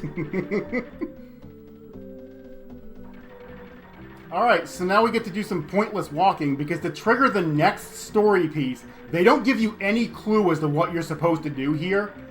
The actual trigger is you have to go back up to the surface, back up to the ground level, and talk to a human NPC. Yeah, it's so random. It doesn't matter which one, just a human NPC. It cannot be a robot. Yes, there are many Tatujins up at the top, but none of them count. So the nearest NPC, when you get out the door, is a woman on the stairs, as I recall. One on the stairs, and there's one by the entrance. The entrance has less dialogue, so ideally you want him to take like a step up. Close enough. And then suddenly we turn right back around. It's the Hank Hill siren. Whoa! Whoa! That's the dinner bell. You know these scientists don't remember to eat when they're supposed to. They just get busy with their research and they forget. So they ring this as the dinner bell. They're like, "All right, come on up. Get your dinner. Your research can wait." All right, the robot butler is bringing the Archon loaf. Quick, get up off the floor.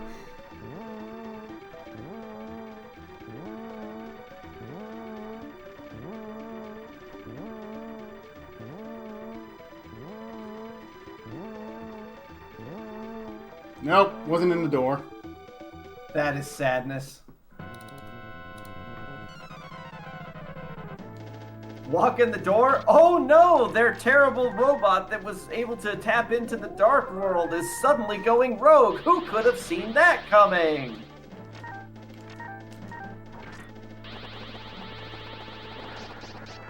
Nice Thunder 2. Wow, the double Thunder 2. I'm actually fine with this because now Lux will get more experience. I love the fact, too, that the second one hit for more than Wilmy's max HP. 264 with that Thunder 2.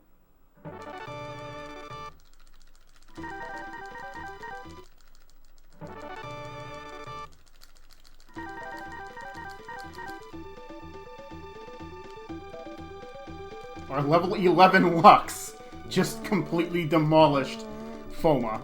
Lux punches Foma so hard that he sinks the entire continent to the bottom of the ocean. Negotiations complete.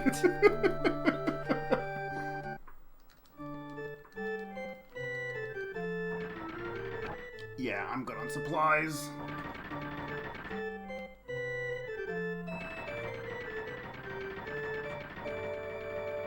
Lux is another word for light. And he just brought the hand of God down on the Dark World's robot. He brought the hand of God down on that entire island. The city's just gone. Also, that's a crab. Yep, crab. Don't ask why, it just is. Crab. So this part of the map, we are actually in... it's the same ice continent we were grinding swords on, but there's no swords here anymore. Because those don't exist in the past. No, instead there are giant enemy crabs. There's crabs. There are more crabs. Crabs.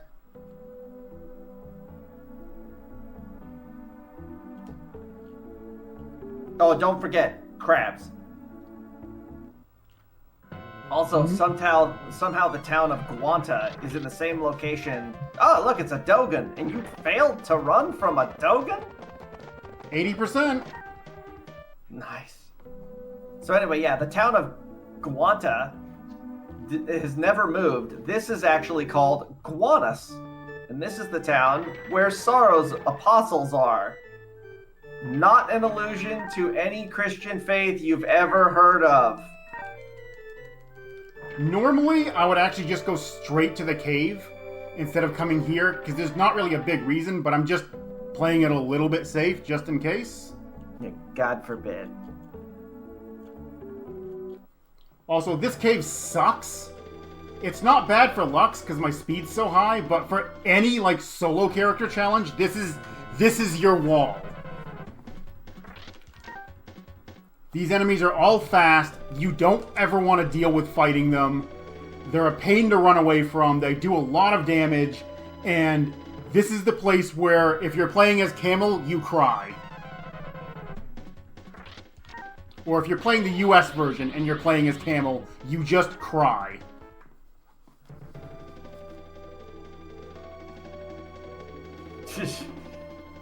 Steel Demons have, what, 160 speed or something? 180 on the Steel Demons, 160 on the Undeeds, and in the US version, the K-Knights in here have 210. Yeah. Alright, safe tile hit.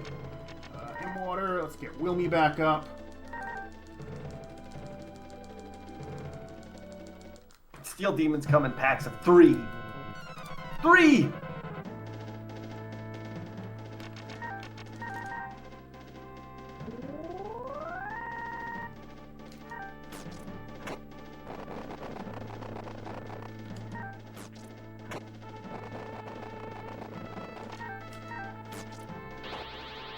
Well, bye, Wilmy. Wow! I can't believe he survived that.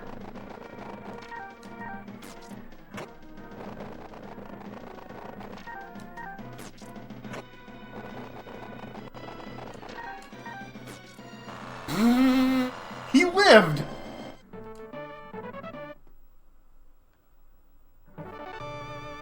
What is this madness?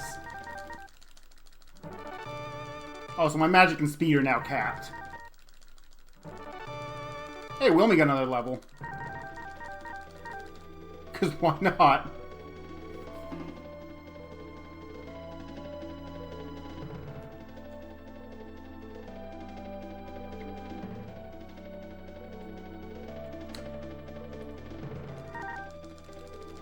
Alright, Griffon. You're our last hope.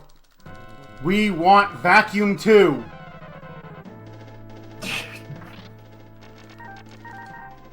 This will be the most disappointing run ever. Good job, Wilmy.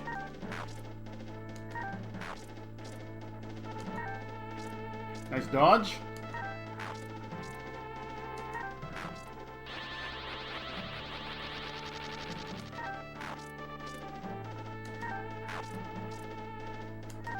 IR disappoint.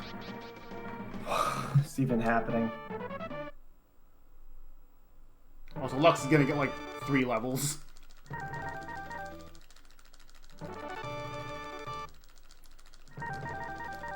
No, only 2.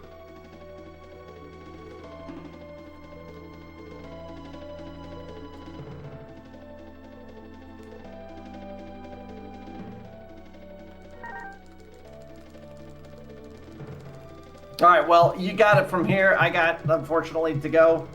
I will have to catch up with you guys later. Thanks for having me on comms with you. And Thanks negotiate on my behalf. It's been a lot of fun. Yeah, we haven't done this for a while, so it's been good times.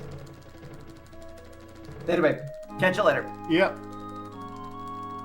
So this was Sorrow. He's now dead, and we're the only hope to beat Gorcia. Also, the Exegate that I bought at the very start of the game, one of them was meant for this cave.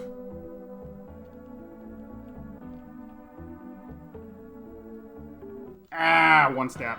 Knew it.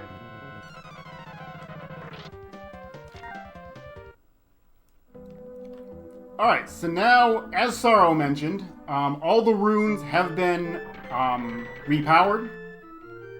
In his death, they regained their former power, so we're going to go pick some of them up.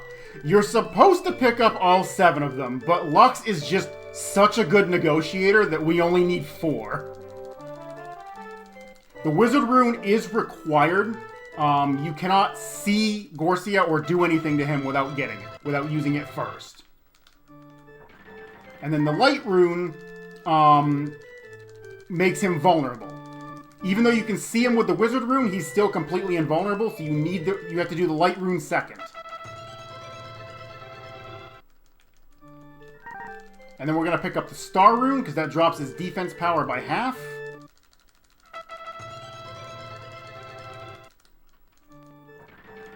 And we're going to pick up the Water Rune, because that drops his HP by half. We are not picking up the Wind Rune, the Moon Rune, or the Sky Rune. Those cut his attack power in half, and then cut his magic and speed by 50, and we're just not going to bother with them. Because Lux is just that good.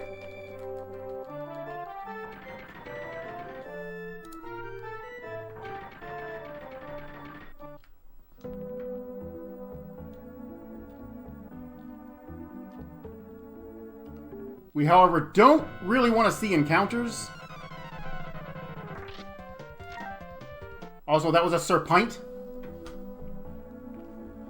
Just like we saw the Serpents earlier. Now we saw a Serpent.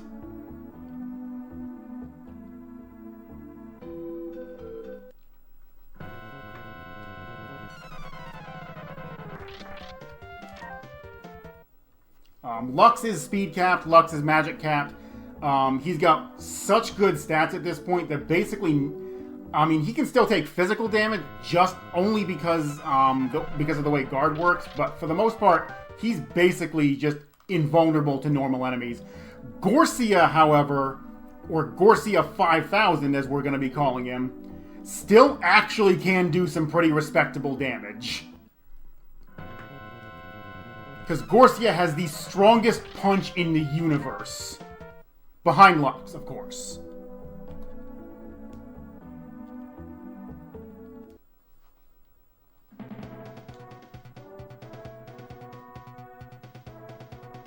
Also, this castle is like a maze. The floors wrap around on themselves. And if you don't know the path through, it's going to be very easy to just get lost and have no clue where you are.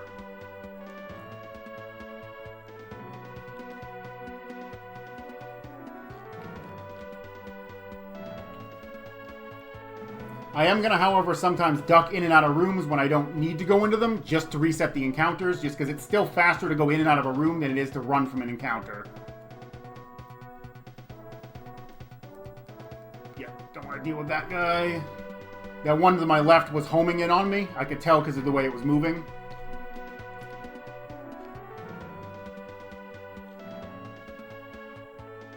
And while the encounters in here aren't really, like, scary or anything, they're annoying. They're just not something I want to deal with.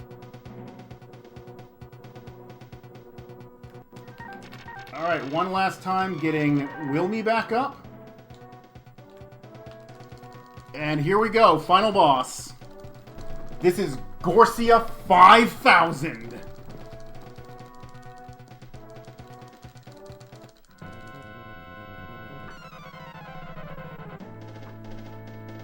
We're going to start with Wilmy, and we're going to have him throw a Bee Protect on Lux, because Gorcia can actually kill Lux with a punch if I don't do this.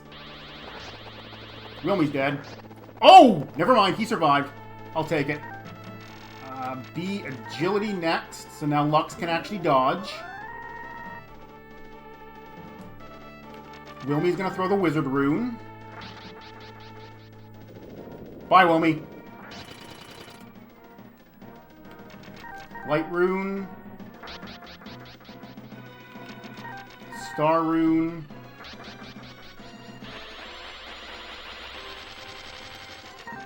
Water Rune. Good, I dodged that. Those punches are still scary. Bee Power.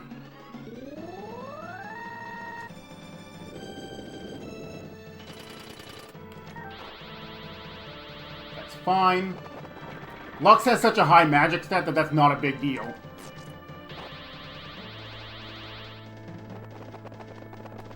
However, I'm not going to gamble. Where are my recoveries? I'm just going to pop one of those. Because Gorcia can still crit.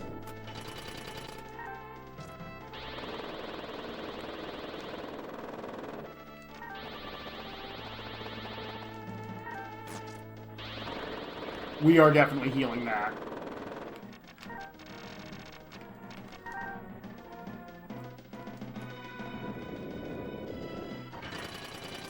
Gonna heal that too.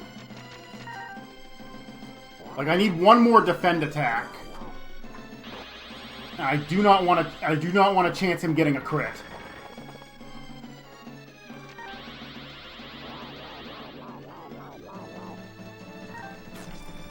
And time. Timer stop, please. Close enough. Apparently my hotkeys aren't working.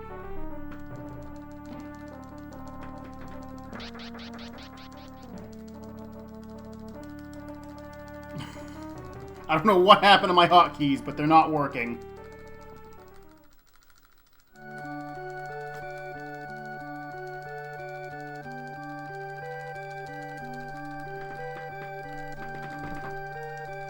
So with Gorcia defeated, he takes down Lux in an act of desperation. Wilmy's corpse is just left in the past. He got dragged along in this adventure, dragged into the past, made to do most of the work, and then just his body was just left in Gorcia's castle. And Lux is now reborn as Sorrow's child, aka Lemille, aka the person who got killed by Gorcia in the present. So the whole game's a time paradox. And despite all the dumb stuff that happened with this run, we still came in underestimate, which is amazing. That was a lot of fun. I'm glad all this dumb stuff happened, because it really just reinforces how this game can just be like, yeah, you know something, you're going back to town right now.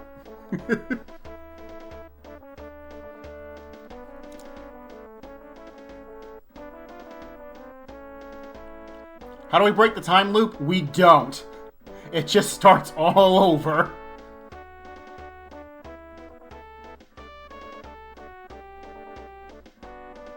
Yup. That is the ending. That is the whole ending. If you're playing the US version casually, you go through all of that suffering to get that.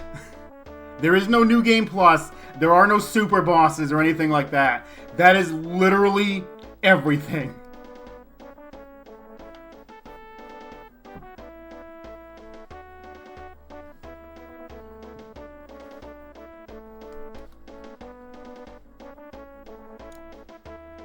I am too, Drumboardist. I am too. I'm waiting for the previous six sagas as well. But hey, the run finished. It somehow came in underestimate. I will call this a win. I don't really got anything else for you. The run kind of spoke for itself. So I'm going to go ahead and just pass it off to the next person.